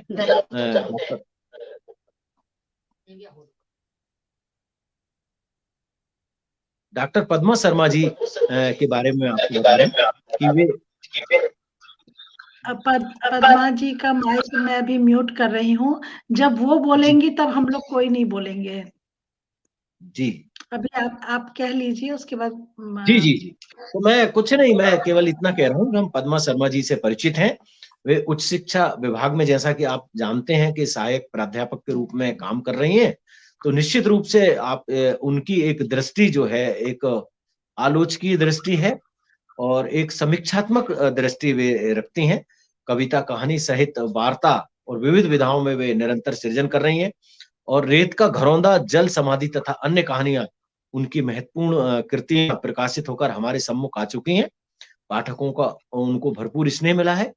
इसके साथ ही आकाशवाणी एवं दूरदर्शन से भी उनकी वार्ताएं और साक्षात्कार समय समय पर प्रकाशित होते रहे हैं। और हिंदी साहित्य सम्मेलन प्रयाग के साथ ही दलित साहित्य अकादमी से भी आपको सम्मानित किया जा सका है। ऐसी अपने समय की महत्वपूर्ण रचनाकार आदरणीय पद्मा शर्मा जी ने अभी देखा कि हमारे पूर्व वक्ता आदरणीय तेजेंद्र जी और पयोधी जी ने अपनी बात रखी, और अब मैं चाहूंगा कि वर्तमान समय में वे साहित्य के संदर्भ में अपनी बात किस तरह से रखती हैं, दोनों वक्ताओं के बारे में वे क्या अपने विचार रखती हैं मौजूदा समय में साहित्य के परिदृश्य के बारे में। आदरणीय पद्मा जी आए और अपनी बात रखें। आदरणीय पद्मा शर्मा जी, स्वागत है पद्मा जी आपका। जी नमस्कार। और करने के लिए राजू उत्कल जी और कांता जी का दोनों को धन्यवाद। पांडुलिपि संग्रहालय, दुष्यंत कुमार पांडुलिपि संग्रहालय का मैं बहुत आभार व्यक्त करती हूँ। मेरी आवाज ठीक आ रही है, मुझे लग रहा है। बहुत अच्छा जी। आज का जो परिचर्चा का विषय है, मौजूदा परिदृश्य में साहित्य की भूमिका। और अभी जैसा कि मुझे आदेश भी मिला है कि मैं पिछले वक्ताओं के साथ भी अपने विचारों को व्यक्त करती हुई चलूं, तो सबसे पहले तो मैं ये कहूंगी कि मुर्दा है वह देश जहां साहित्य नहीं। और तेजेंद्र शर्मा जी की, आदरणीय तेजेंद्र शर्मा जी की अपनी जो उन्होंने चिंता व्यक्त की वो वाजिब है, क्योंकि हिंदी से वो जुड़े हैं और हिंदी को बहुत ऊंचाइयों पर देखना चाहते हैं। और ऊंचाई पर देखने का मतलब है वैश्विक रूप में हिंदी को ख्याति दिलाना। इससे संबंधित उनकी जो चिंताएं हैं वो अपनी जगह सही हैं, और पयोधी जी ने भी जो बातें कही वो उनकी अपनी जगह सही हैं। मैं यहाँ अपनी बात इस संदर्भ में कहना चाह रही हूँ कि मौजूदा परिदृश्य में साहित्य की भूमिका, चूंकि साहित्य की जब बात आती है तो भाषा की बात आती है, तो हिंदी की है अकेले बात नहीं, अन्य भाषाओं के साहित्यकार को भी किस तरह का साहित्य रचना चाहिए, इस पर भी हमको ध्यान देना चाहिए। अभी 11 दिसंबर को भारतीय भाषा उत्सव मनाया जा रहा है, यानी भारत की जितनी भी भाषाएं हैं उन सबको सम्मान देते हुए सुब्रमण्यम भारती जी का जो जन्मदिन है 11 दिसंबर, उसको भारतीय भाषा उत्सव के रूप में मनाने का निर्णय लिया गया है। और मुझे लगता है कि सभी महाविद्यालय और शिक्षा से संबंधित क्षेत्रों को और यह दायित्व सौंपा गया है कि हम इस तरह के आयोजन करें ताकि अन्य भाषाओं से भी हम परिचित हो सकें, उनके शब्दों से भी शब्दों का भी हम ज्ञान प्राप्त कर सकें। मैं यहाँ सबसे पहले तो हिंदी की यही कहूंगी कि बात है 14 सितंबर 1949 की, जब राजभाषा हिंदी घोषित किया गया हिंदी को, और जब हिंदी में कामकाज के लिए शब्द ढूंढे गए, क्योंकि अंग्रेजी में सारा काम होता था, तो मानक हिंदी भाषा का निर्माण किया गया, यानी अंग्रेजी के शब्दों को मानक हिंदी में गढ़ा गया, और उसका काम भी हमारे विद्वानों ने किया। कई सारे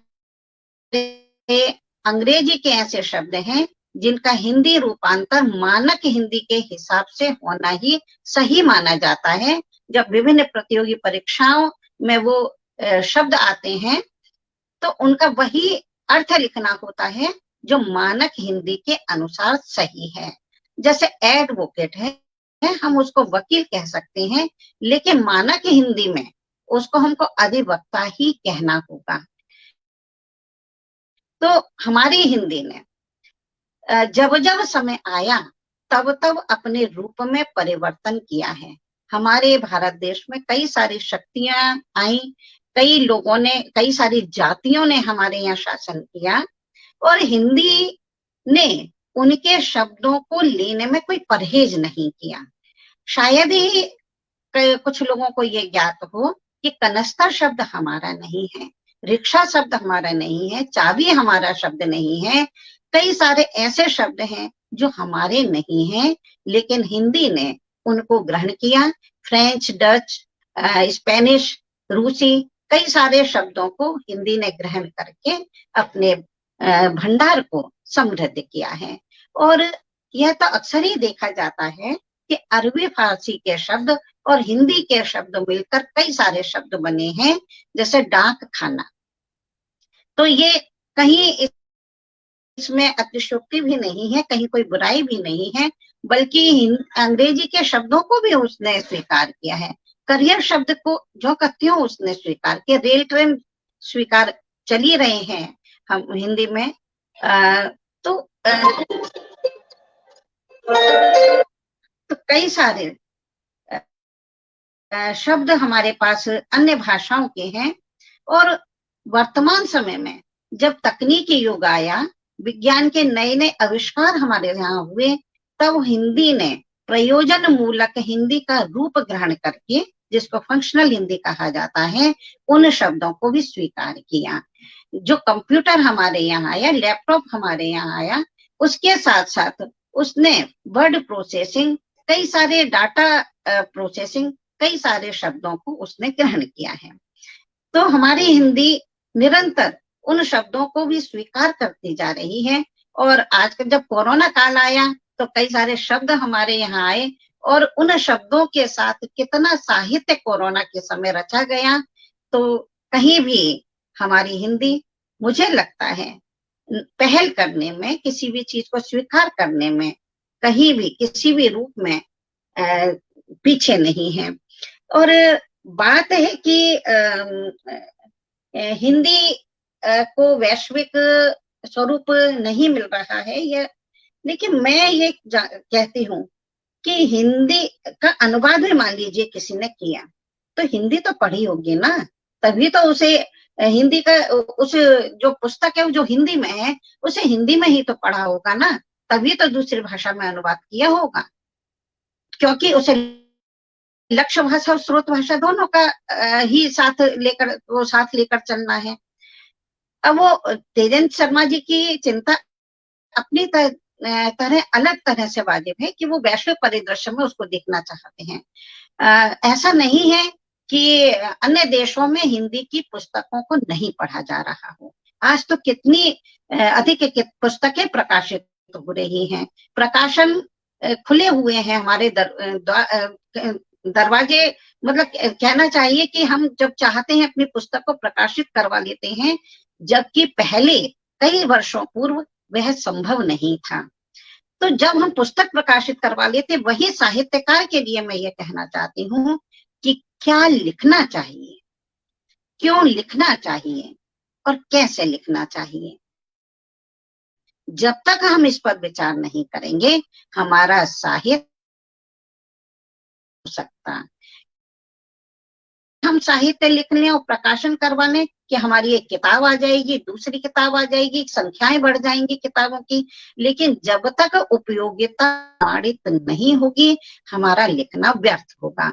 तो वही जो आज परिचर्चा का विषय रखा गया, दृश्य में साहित्य की भूमिका।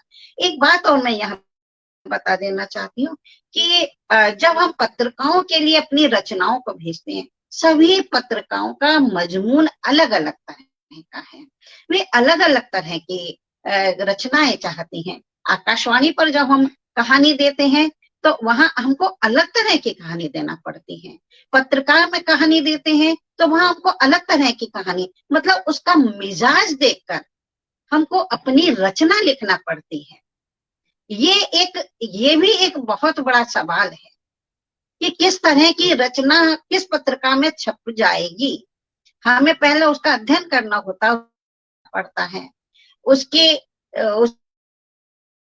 उसमें जिस तरह की रचनाएं आती हैं, उनकी वह तलखी और उनका वह स्वरूप हमको जानना होता है। तो ये साहित्यकार के लिए ये भी बहुत बड़ा प्रश्न चिन्ह उभरता है। और मैं इस बात पर जोर देना चाहती हूँ कि साहित्यकार भविष्य का मार्ग प्रशस्त करता है, वह अतीत से प्रेरणा लेता है, वर्तमान को चित्रित करता है और भविष्य का मार्ग प्रशस्त करता है। अब बात यह है कि साहित्यकार को क्या लिखना चाहिए, कैसे लिखना चाहिए। आज हमारे सामने कई सारी समस्याएं विभिन्न रूप में और अलग अलग रूप में खड़ी हुई हैं। वो समस्याएं क्योंकि सारा परिदृश्य बदल चुका है। जो वर्तमान समय में 21वीं सदी कहें आगे और बढ़ गया है समय, क्योंकि जब समय बदलता है तो परिस्थितियां भी बदलती हैं, और जब परिस्थितियां भी बदलती हैं तो समस्याएं भी अलग अलग तरह की हमारे सामने आके खड़ी होती हैं, जिनका अलग तरह से समाधान और निराकरण भी करना होता है। हजारी प्रसाद द्विवेदी जी ने कहा था कि साहित्यकार को मनुष्यता का उन्नायक होना चाहिए। तो क्या आज वैसा साहित्य आ रहा है जो मनुष्यता का उन्नायक बन सके? आज हमारे सामने कितनी अधिक समस्याएं विकराल रूप धारण किए हुए हैं। व्यक्ति को व्यक्ति से लड़ाने में, उसका मनमुटाव करने में, चाहे वो जातीयता के प्रश्न को लेकर हो, सांप्रदायिक विद्वेष हो, संगठन की कट्टरता हो, कई सारे मुद्दे ऐसे हैं जिनके कारण हम एक दूसरे के प्रति कटुता मन में रखते जा रहे हैं। वह समय नहीं है। गांव का भी समय बहुत विकृत हो चुका है। जब से चुनाव की आमद हुई है, वहां के लोग बताते हैं, और ये स्थितियां भी हमने देखी हैं कि एक ही परिवार के लोग आपस में किस तरह से लड़ने मरने को तैयार हो गए हैं। तो सारी स्थितियां बदल चुकी हैं। प्रेमचंद जी ने भी कहा था कि साहित्य के माध्यम से ही मनुष्य अच्छा बोलना और अच्छा सुनना सीखता है। अच्छी बातचीत करने के गुण साहित्य को पढ़कर ही मनुष्य के अंदर आते हैं। तो हमें ये ध्यान देना होगा कि हम किस तरह के साहित्य को रच रहे हैं। निश्चित ही बहुराष्ट्रीय कंपनियां जब हमारे यहाँ आई तो कई सारी अन्य समस्याएं भी आई, उन पर भी हमारा ध्यान आकर्षित हुआ। पानी, बोतल बंद पानी को बेचा जाने लगा। मॉल में वहां जो सामान दिखाने वाली या जो वर्कर हैं, वहां जो काम कर रही हैं, वो महिलाएं होनी चाहिए। अब वो महिलाएं भी कैसी आकर्षक हो, सुंदर हो, अंग्रेजी बोल सकती हो, लोगों का ध्यान आकर्षित कर सकती हो। ऐसा क्यों? क्योंकि first impression is the last impression, यानी व्यक्ति उन महिलाओं से आकर्षित होकर वहां आएगा और फिर सामान खरीदेगा। और मॉल में मैंने तो उन्हें महिलाओं से भी जाकर मिली हूँ कि किस तरह का शोषण उनका होता है, किस तरह से दबाव उनके पास होता है। उनको उनकी ट्रेनिंग दी जाती है कि यदि कोई टच करे आपको तो आपको विरोध नहीं करना है, और मजबूरी है उनकी, क्योंकि वो नौकरी कर रही है, नौकरी को छोड़कर क्या करेंगी। कई सारे मुद्दे, कई सारे प्रश्न हमारे सामने मुंह खड़े हैं। राजनीति का जिस तरह से कहना चाहिए छिछली राजनीति हो गई है, वो ये सारी चीजें हमारे साहित्य में हमको लिखना है। और मैंने लिखा है, मेरा उपन्यास जो आया है लोकतंत्र के पहरुए। पहरुआ कोई भी नहीं है वास्तव में देखा जाए तो लोकतंत्र का, चाहे वो चुनाव लड़ने वाला व्यक्ति हो, चाहे वो विधानसभा का चुनाव लड़ रहा हो, चाहे संसद का लड़ रहा हो, कोई भी लड़ रहा हो, चाहे उनके सहयोगी हो, चाहे उनके वरदहस्ती हो, उनके साथ काम करने वाले हो, या उनको लड़वाने वाले भी हो जो खड़े कर रहे हैं, या पत्रकार हैं, तो क्या पहरुए कौन है? ये सारे प्रश्न चिन्ह हमारे सामने खड़े हुए हैं। और उन लोगों पर लिखना जो वास्तव में वंचित की श्रेणी में आते हैं, ये भी हमारा महत्वपूर्ण कार्य है। मुंशी प्रेमचंद जी ने भी लिखा था कि जो दलित है, पीड़ित है, संतृष्ट है, उसकी साहित्य माध्यम से हिमायत करना साहित्यकार का नैतिक दायित्व है। और बहुत पहले मैंने ब्रह्मलाल के जीवन पर एक कहानी लिखी थी, इज्जत के रहबर, और आप विश्वास मानिए 5 भाषाओं में उसका अनुवाद हुआ, पंजाबी, तेलुगु, उर्दू, मराठी और अंग्रेजी। तो हिंदी में तो वो कहानी पढ़ी गई ना, तभी तो दूसरी भाषा में अनुवाद हुआ। तो पहले व्यक्ति पढ़ता है हिंदी में। तो साहित्य ऐसा हो जो लोगों को आकर्षित से तात्पर्य जो वर्तमान में समस्याएं चल रही हैं उनको लेकर जब हम लिखेंगे। और बहुत बड़ी बात है कि पहले जब हमको दादी नानी कहानी सुनाया करती थी, हितोपदेश की कहानियां, पंचतंत्र की कहानियां हमारे पाठ्यक्रम में चला करती थी और हम पढ़ते थे, तो मन में अनजाने ही यह बात बैठ जाती थी कि नहीं, झूठ नहीं बोलना है, ईमानदारी से रहना है, हमने यदि चोरी की तो हम पर पाप पड़ेगा, ये धारणा हमारे मन में बैठी थी। आज वो पाठ्यक्रम में शामिल नहीं है। बच्चों ने नाम तक नहीं सुने हैं उन कहानियों के जो उनके मन में जीवन मूल्य का निर्धारण कर सके, मानवीय मूल्यों का निर्धारण कर सके। यथार्थवाद के नाम पर या यथार्थ के नाम पर ऐसा साहित्य परोसा गया, उसने वही बात है, जैसा हम खाएंगे, कहा जाता है कि जैसा हम खाएंगे वैसे ही हमारे विचार भी बनेंगे। साहित्य भी भोजन है, जैसा हम पढ़ेंगे वैसा ही हमारे विचार भी बनेंगे। यदि हम वही है जिस तरह की फिल्म जो कहा जाता है पोर्न फिल्म या अन्य देखते हैं लोग बाग, उनके दिमाग में वैसा ही कीड़ा कुलबुलाने लगता है। यदि अच्छा साहित्य पढ़ेंगे, मूल्य से संबंधित साहित्य पढ़ेंगे, तो हमारे मन में एक ना एक बार तो यह आएगा ही निश्चित ही कि नहीं, यह काम गलत है। जब तक व्यक्ति के मन में यह बात नहीं आएगी, व्यक्ति उन विकृतियों की तरफ आकर्षित होता रहेगा, वही देखता है व्यक्ति और उसी को अपनाता है। 3 घंटे की फिल्म में हर एक दर्शक एक ना एक डायलॉग लेकर साथ में आता है, एक ना एक हरकत साथ में लेकर आता है। तो यदि, और आज जिस तरह की वेब सीरीज आ रही हैं, कई वेब सीरीज मैं देखती हूँ, कई वेब सीरीज तो इस तरह की हैं जिनमें इस तरह की असामाजिक भाषा का और शब्दों का प्रयोग किया गया है, जिनको सुनकर आप ये सोचने लगे कि आज की ये भाषा है, युवा पीढ़ी की ये भाषा है। युवा पीढ़ी की जो भाषा इनके कारण बदल रही है। एक फिल्म आई थी जिसमें नायक खूब गालियां देता है, अपने जो प्रेमिका है उसको मारता है और खूब पसंद की गई।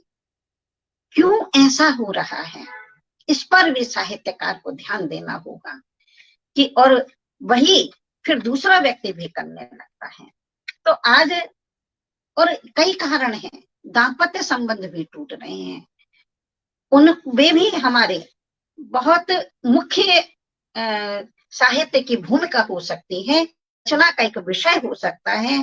और जब हम साहित्य की बात करते हैं कि कैसा साहित्य हो, तो रचा जाए कैसा, कैसा विमर्श हो, और इन सब के साथ साथ हमको यह भी देखना होगा कि कम से कम मुझे तो लगता है कि साहित्य में साहित्य ऐसा हो जो राष्ट्र निर्माण भूमिका अदा करता हो, क्योंकि साहित्य का काम, साहित्य में हित जुड़ा है। तो हित किसका है? हित जनता का हित, श्रोता और पाठक का हित, और साहित्यकार का पवित्र दायित्व भी है कि सभ्यता और संस्कृति को देश से भटकने ना दे, देश को भटकने ना दे बिल्कुल भी।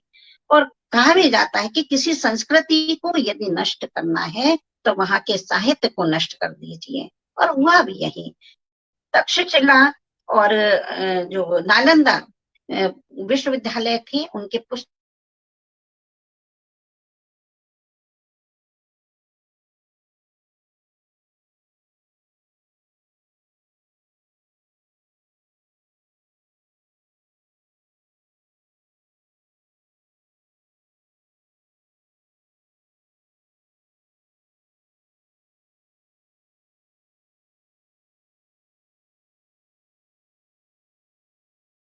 उनके नेटवर्क में कोई बाधा आई है, ये नेटवर्क में बाधा आई है। पद्मा जी के नेटवर्क में, हाँ, पद्मा जी के नेटवर्क में बाधा आई है।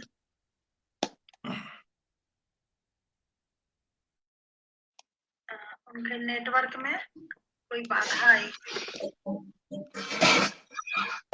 आप आगे बढ़ाइए। जी, अब ये तो उन्होंने अपने अपनी बात अंतिम बहुत वक्ता थे, अच्छी, अपन यहाँ वाइंड अप करेंगे, समापन उन्होंने करेंगे उन्होंने कार्यक्रम। उन्होंने बहुत ही अच्छी बात कही। जी जो सरोकार जो था वो बिल्कुल सामाजिक सरोकार को जोड़ के, और उन्होंने जी बहुत ही बेबाक उनकी टिप्पणी रही। और जी वो लौट के आती हैं। आप आ गई, पद्मा जी आ गई हैं। आ गई। पता नहीं क्या हुआ नेट ने बीच में गुस्ताखी कर दी। तो शब्द से अर्थ जुड़ा है और अर्थ से शब्द जुड़ा हुआ है। उसी तरह से साहित्य से राष्ट्र जुड़ा हुआ है, उनको हम अलग नहीं कर सकते हैं। और देश की जब देश पराधीन था कि बेड़ियों में जकड़ा था, तब प्रेमचंद जी, दिनकर जी, निराला जी, भारतेंदु जैसे कई लोगों ने जनता में जो जोश भरा, जनता में एक उत्साह का सृजन किया। तो साहित्य बहुत काम करता है। साहित्य समाज में सौहार्द का काम करता है, एकता और जागरूकता को फैलाता है। और बल्कि भारत में विभिन्न भाषाओं में भी बहुत सारी पुस्तकें हैं और बहुत समृद्ध परंपरा है हमारी। और वर्तमान में जो सामाजिक, आर्थिक, राजनीतिक, सांस्कृतिक और बल्कि कहूंगी मनोवैज्ञानिक स्थितियां जो चल रही हैं, आज का युवा थोड़े से ही प्रयास में बहुत कुछ पा लेना चाह रहा है। इसके अलावा जो प्रतिष्ठित संस्थान हैं, चाहे IIM का ले लें हम या IIT का ले लें, इन संस्थानों में विद्यार्थी को एक मशीन की तरह बना दिया गया है। बच्चों को सोने का टाइम नहीं है, उनसे रात रात भर उनकी कक्षाएं लग रही हैं, रात रात भर उनके प्रोजेक्ट हो रहे हैं, उनकी मीटिंग चल रही है। तो मशीन की तरह से जब बच्चे को बना दिया जाता है तो उसमें सोचने समझने की शक्ति नहीं रहती और संवेदनाएं खत्म हो रही है। ये मशीनीकरण के कारण जब संवेदनाएं ही हमारे अंदर नहीं रहेंगी, होगा साहित्य की तरफ आकर्षित कैसे होगा, या उसकी तरफ उसको पढ़ने की लालसा किसमें होगी, या पढ़ भी लेगा तो उसके मन में वो भाव उत्पन्न नहीं होंगे। तो आज ये बहुत मुझे लग रहा है कि बहुत सारी सोचे समझी चल रही है। हिंदी भाषा, हिंदी के समय जो हिंदी का मानकीकरण किया गया था, हिंदी के जो मानक शब्द थे, उस समय भी एक ऐसी साजिश रची गई थी कि हिंदी के शब्द कठिन से कठिन रखे गए ताकि व्यक्ति को उसको बोलने में कठिनाई हो। लौह पथ गामनी बोलने में व्यक्ति को कितना समय लगता है, जबकि रेल और ट्रेन में बोलने में समय नहीं लगता है। तो बहुत सारी बातें हैं यहाँ जो हम बोल सकते हैं, बता सकते हैं। और मुझे लग रहा है कि अपनी बात मैं यही कह के समाप्त करूं, क्योंकि मुझे लग रहा है कि समय ज्यादा हो रहा है। आप यदि कहेंगे तो अपनी बात जारी रख सकती हूँ। बताएं कांता जी। बहुत अच्छा लग रहा है समय की ऐसे विषयों को आप रख रही हैं। आप अपने हिसाब से हमको साहित्यकार को सबसे पहले क्या, क्यों और कैसे, क्यों लिखना है, जब तक हम इस बात पर विचार नहीं करेंगे केवल इसलिए कि मनोरंजन, और मनोरंजन की स्थिति में देखिए कविताओं का क्या हाल हुआ है, काव्य सम्मेलनों का क्या हाल हुआ है कि चुटकुलों को कविताओं के रूप में व्यक्त कर दिया जाता है। तो बहुत सारी स्थितियां हैं जो साहित्य की भूमिका पर प्रश्न चिन्ह लगाते हुए साहित्य को अधोगति की ओर ले जा रही है। एक ही कारण नहीं है, कई सारे कारण हैं जिनसे व्यक्ति साहित्य से विमुख होता जा रहा है। क्योंकि एक मान लीजिए एक कहानी मैं पढ़ती हूँ और वो कहानी मैं पढ़ने के बाद मेरा 15 या 20 मिनट में कहानी को पढ़ती हूँ और मुझे लगता है कि ये कहानी क्या कहानी लिख दी, तो मेरा तो 15-20 मिनट बेकार गया ना। तो हर व्यक्ति ये सोचता है कि कम से कम ऐसा हो जिससे हम कुछ प्राप्त कर सकें, कुछ ग्रहण कर सकें, जिसकी कुछ उपादेयता हो, जो कुछ लाभकारी सिद्ध हो सके, लाभकारी पैसे के मामले में नहीं, गुणों के मामले में।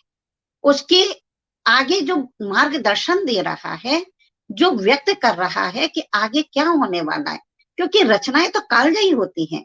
प्रेमचंद जी ने जो किसानों की समस्या को उस समय गोदान में वर्णित किया, वे प्रासंगिक है आज, बहुत सारी समस्याएं। उस पर भी मैंने एक शोध आलेख लिखा था। प्रेमचंद के साहित्य, उपन्यास साहित्य में, ये साहित्य में वर्तमान जीवन संदर्भ, कई सारे प्रश्न, कई सारे वर्णन, कई सारे मुद्दे ऐसे हैं जिनको कि वो उसी समय अभिव्यक्त कर चुके थे। उनकी रचना में वो समाज परिलक्षित होता है जो कहीं ना कहीं परिवर्तन के रूप में, थोड़े से परिवर्तन के रूप में आज भी दिखाई देता है। तो यही है कि साहित्यकार को मौजूदा परिदृश्य में क्या भूमिका अदा करनी, यह साहित्यकार को स्वयं सोचना होगा कि किस समस्या को लेकर उसको किस तरह से अपनी अभिव्यक्ति प्रदान करनी है, किस तरह से कहना है, किस तरह से अपनी बात को रखना है, और किस विधा में कहकर वो अपनी बात को कह सकता है, ये उसको स्वयं सोचना होगा।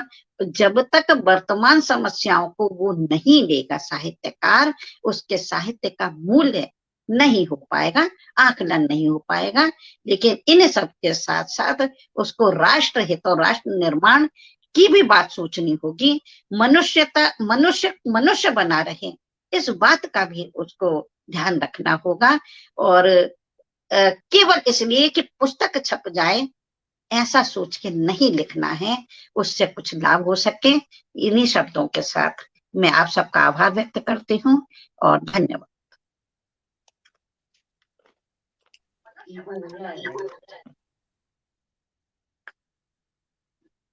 जी धन्यवाद, बहुत बहुत आदरणीय धन्यवाद पद्मा जी। जैसा कि आपने कहा कि साहित्य की बात आती है तो साहित्य के साथ भाषा की बात आती है, और जो सबसे बड़ी महत्वपूर्ण बात कही है आपने कि हमारी साहित्यिक कृतियों की संख्या संख्यावाचक नहीं, गुणवाचक होना चाहिए।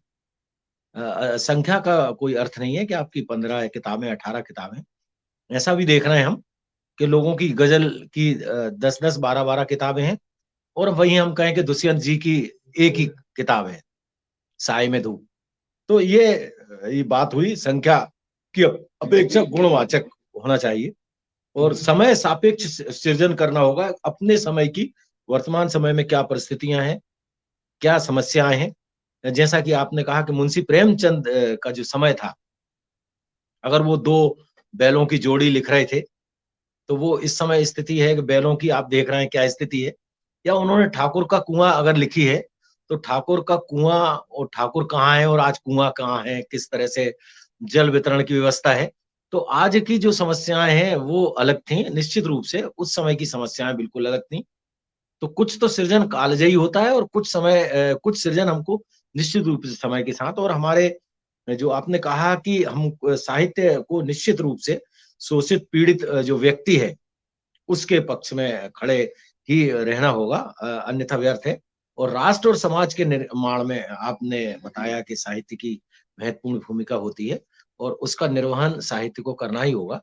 और निश्चित रूप से साहित्य का हमारे समाज पर अपने का पूर्ण प्रभाव पड़ता है, ऐसा आपका कहना है। निश्चित रूप से ये मित्रों, ये गोष्ठी बहुत ही सफल रही अपने उद्देश्य में। महत्वपूर्ण विमर्श हुआ जिसको हम दस्तावेजीकरण करेंगे। हमने लिख भी लिया है इसके महत्वपूर्ण बिंदुओं को, और ये आगे भी हमको मार्ग प्रदर्शन करेगी और नए चर्चा के सूत्र हमको देगी। और मैं इसी के साथ इस कार्यक्रम में चाहूंगा, आदरणीय कांता राय जी ने इसका संयोजन किया था। स्वागत उद्बोधन आदरणीय राजुरकर जी ने दिया था, कि मैं चाहूंगा कि वे इस कार्यक्रम में आभार प्रदर्शन के रूप में अपनी बात रखें। कांता राय जी।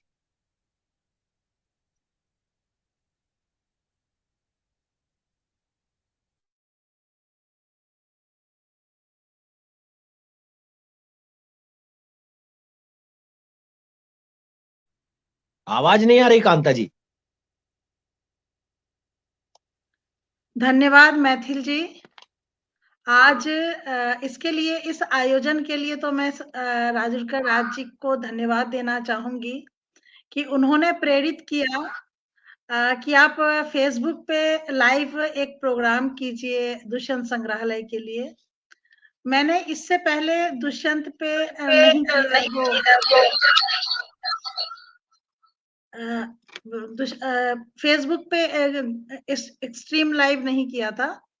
तो लेकिन ये बहुत कम समय में, मतलब ये समझ लीजिए कि आज सुबह ही हमने ये पूरा संयोजन किया और राजुरकर जी ने ये विषय दिया था और बहुत ही मतलब जो कहते हैं कि वर्तमान परिप्रेक्ष्य में आज ये चर्चा बहुत जरूरी थी और इस चर्चा में करीब 100 से ऊपर लोग जो थे वो कंटिन्यूशन में जुड़े रहे।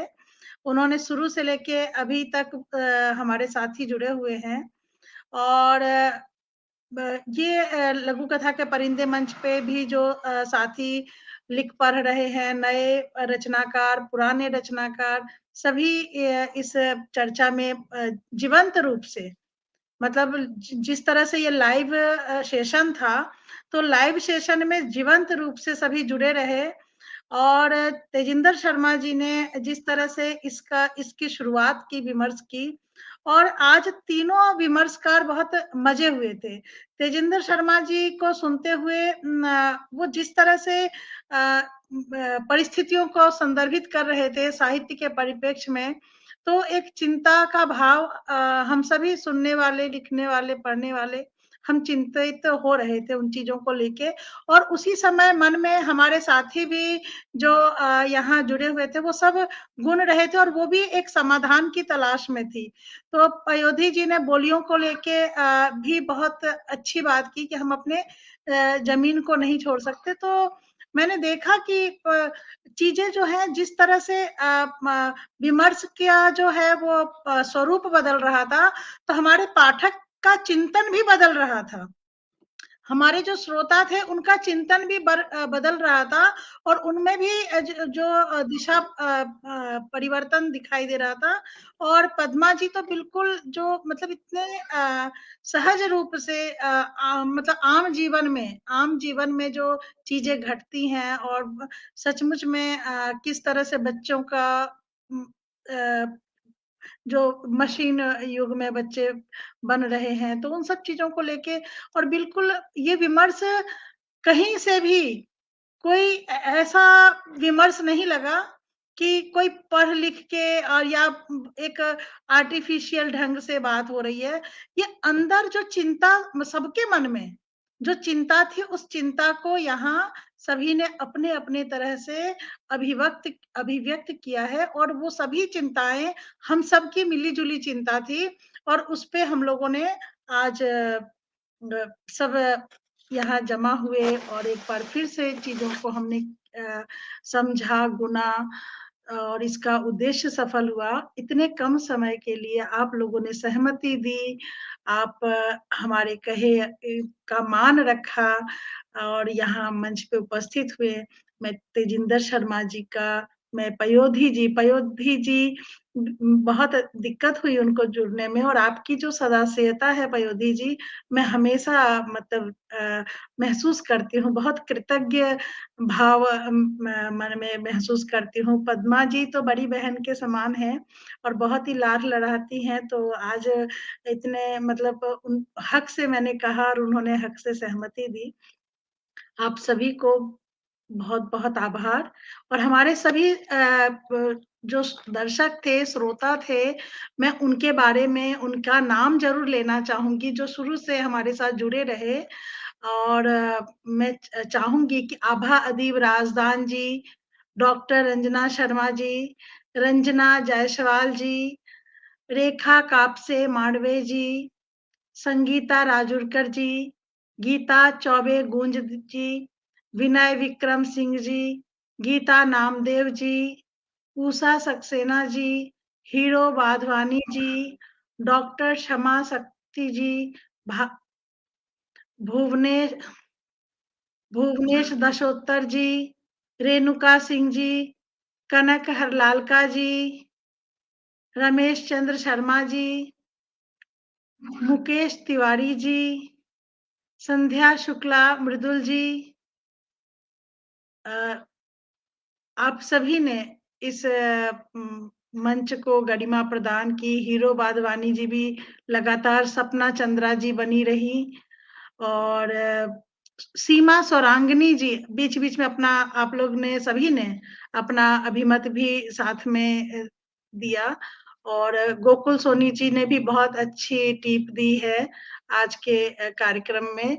तो आप सबकी उपस्थिति, विनय विक्रम सिंह जी, बेबी कारफॉर्मा जी भी आई थी, संजय राय जी, रेणुका सिंह जी, संतोष सोनी जी बहुत ही गहन परिचर्चा में वो शामिल थे, उनकी भी टिप जो थी वो बहुत महत्वपूर्ण आई थी। उषा रानी राव जी हमारे भी साथ जुड़ी हुई हैं, और अगले किसी सत्र में हम उनसे भी सुनना चाहेंगे। और नीरज जैन जी,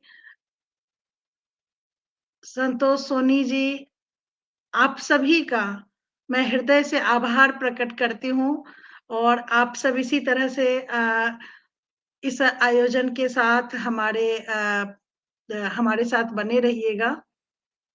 बहुत बहुत धन्यवाद सभी का।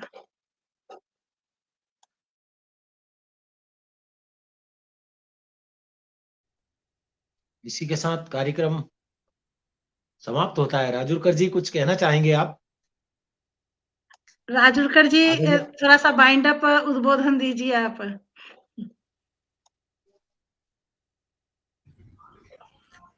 मुझे इस बात की खुशी है कि बहुत कम समय में ये परिचर्चा रखी गई और उसका आयोजन किया गया, और जिस तरह से कांता जी ने संयोजन किया और बहुत कम समय में तमाम चीज़ों को उन्होंने साधने की कोशिश की, तकनीकी तौर पर वे बहुत प्रवीण हैं इस मामले में, तो उन्होंने बहुत महत्वपूर्ण भूमिका अदा की। और मुझे ये बात जानकर बहुत अच्छा लगा, मैथिल जी आपसे भी चर्चा हो रही थी कि हम लंदन चलकर शेक्सपियर का संग्रहालय देखेंगे, लेकिन थोड़ा सा अब उसके प्रति तेजेंद्र शर्मा जी के कहने के बाद कुछ मेरा आकर्षण हल्का सा कुछ कम इस मायने में हुआ है कि शेक्सपियर के धरोहर वहां नहीं रखी गई है, बल्कि समकालीन धरोहर, समकालीन वस्तुएं वहां रखी गई हैं, जबकि हमारे संग्रहालय में वो धरोहर है जो साहित्यकारों के द्वारा उपयोग की गई है। तो हम सचमुच में गौरवान्वित है, और हमें इस बात का सौभाग्य मिला है कि हम इस तरह की धरोहर को सहेजने का विनम्र प्रयत्न कर रहे हैं। और उसमें मैथिल जी आप खुद संस्थापक सदस्य हैं, हमारे पयोधी जी संस्थापक सदस्य हैं, अभी संगीता जी ने भी टिप्पणी की थी, वो भी संस्थापक सदस्य हैं, और कांता जी संग्रहालय से जुड़ी हैं, क्षमा पांडे जी संग्रहालय के संरक्षक हैं, ये तमाम लोग, संतोष सोनी जी हमारे साथ जुड़े हैं, गोकुल सोनी जी हमारे साथ जुड़े, सब संग्रहालय परिवार के लोग हैं। तो इन सबके प्रति बहुत विनम्र आभार व्यक्त करता हूं। और हमने जो एक संकल्प लिया है कि 1 दिसंबर से लेकर 30 दिसंबर तक लगातार प्रतिदिन कुछ न कुछ कार्यक्रम हम करते रहेंगे। इसमें ये सफलता आप लोगों के भागीदारी के कारण ही संभव है, और इस कार्यक्रम के माध्यम से, इस मंच के माध्यम से एक आग्रह और भी करता हूं कि कल बयान भित्ति पत्रिका पर दुष्यंत कुमार जी की गजल का लोकार्पण होगा, तो उसमें भी शामिल हो। और दूसरा और बड़ा आग्रह, क्योंकि बहुत सारे लोग हमारे साथ जुड़े हैं, तो हमारे संग्रहालय को समृद्ध करने के लिए जो धरोहर जहां आपको उपलब्ध है, कृपया हमें सूचित कीजिए या हमारे पास उसको पहुंचाने की मदद कीजिए, तो ये संग्रहालय और ज़्यादा महत्वपूर्ण तरीके से काम कर सकेगा और ज़्यादा धरोहर को सुरक्षित रख पाएगा अगली पीढ़ी तक के लिए। बहुत बहुत धन्यवाद।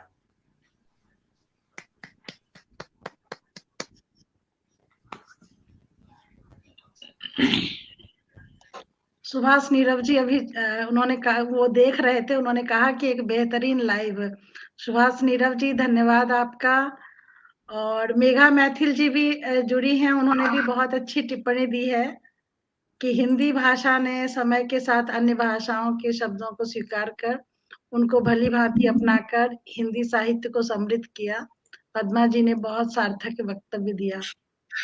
पिलकेंद्र अरोड़ा जी भी जुड़े हुए थे चर्चा में, तो वाकई में आज चर्चा बहुत अच्छा रहा। जैसे कहते हैं कि शुरुआत वैसे भी राजुरकर जी का वरद हस्त, और मैंने अभी जब लाइव शुरू हुआ था तो मैं हमारे अध्यक्ष महोदय, हमारे संग्रहालय के अध्यक्ष महोदय रामाराव वामनकर जी से मैंने आशीर्वाद लिया था, और मैंने उनको लिंक भी भेजा था। तो उनके फेसबुक में कुछ परेशानी आ रही थी, तो उन्होंने आशीर्वाद दिया कि आप सफल हों, आपको आपका काम बहुत अच्छे से हो। तो हमारे अध्यक्ष महोदय की तरफ से भी आप सभी को बहुत बहुत आभार प्रेषित करती हूँ। शुभ रात्रि। शुभ रात्रि। गुड नाइट जी सर।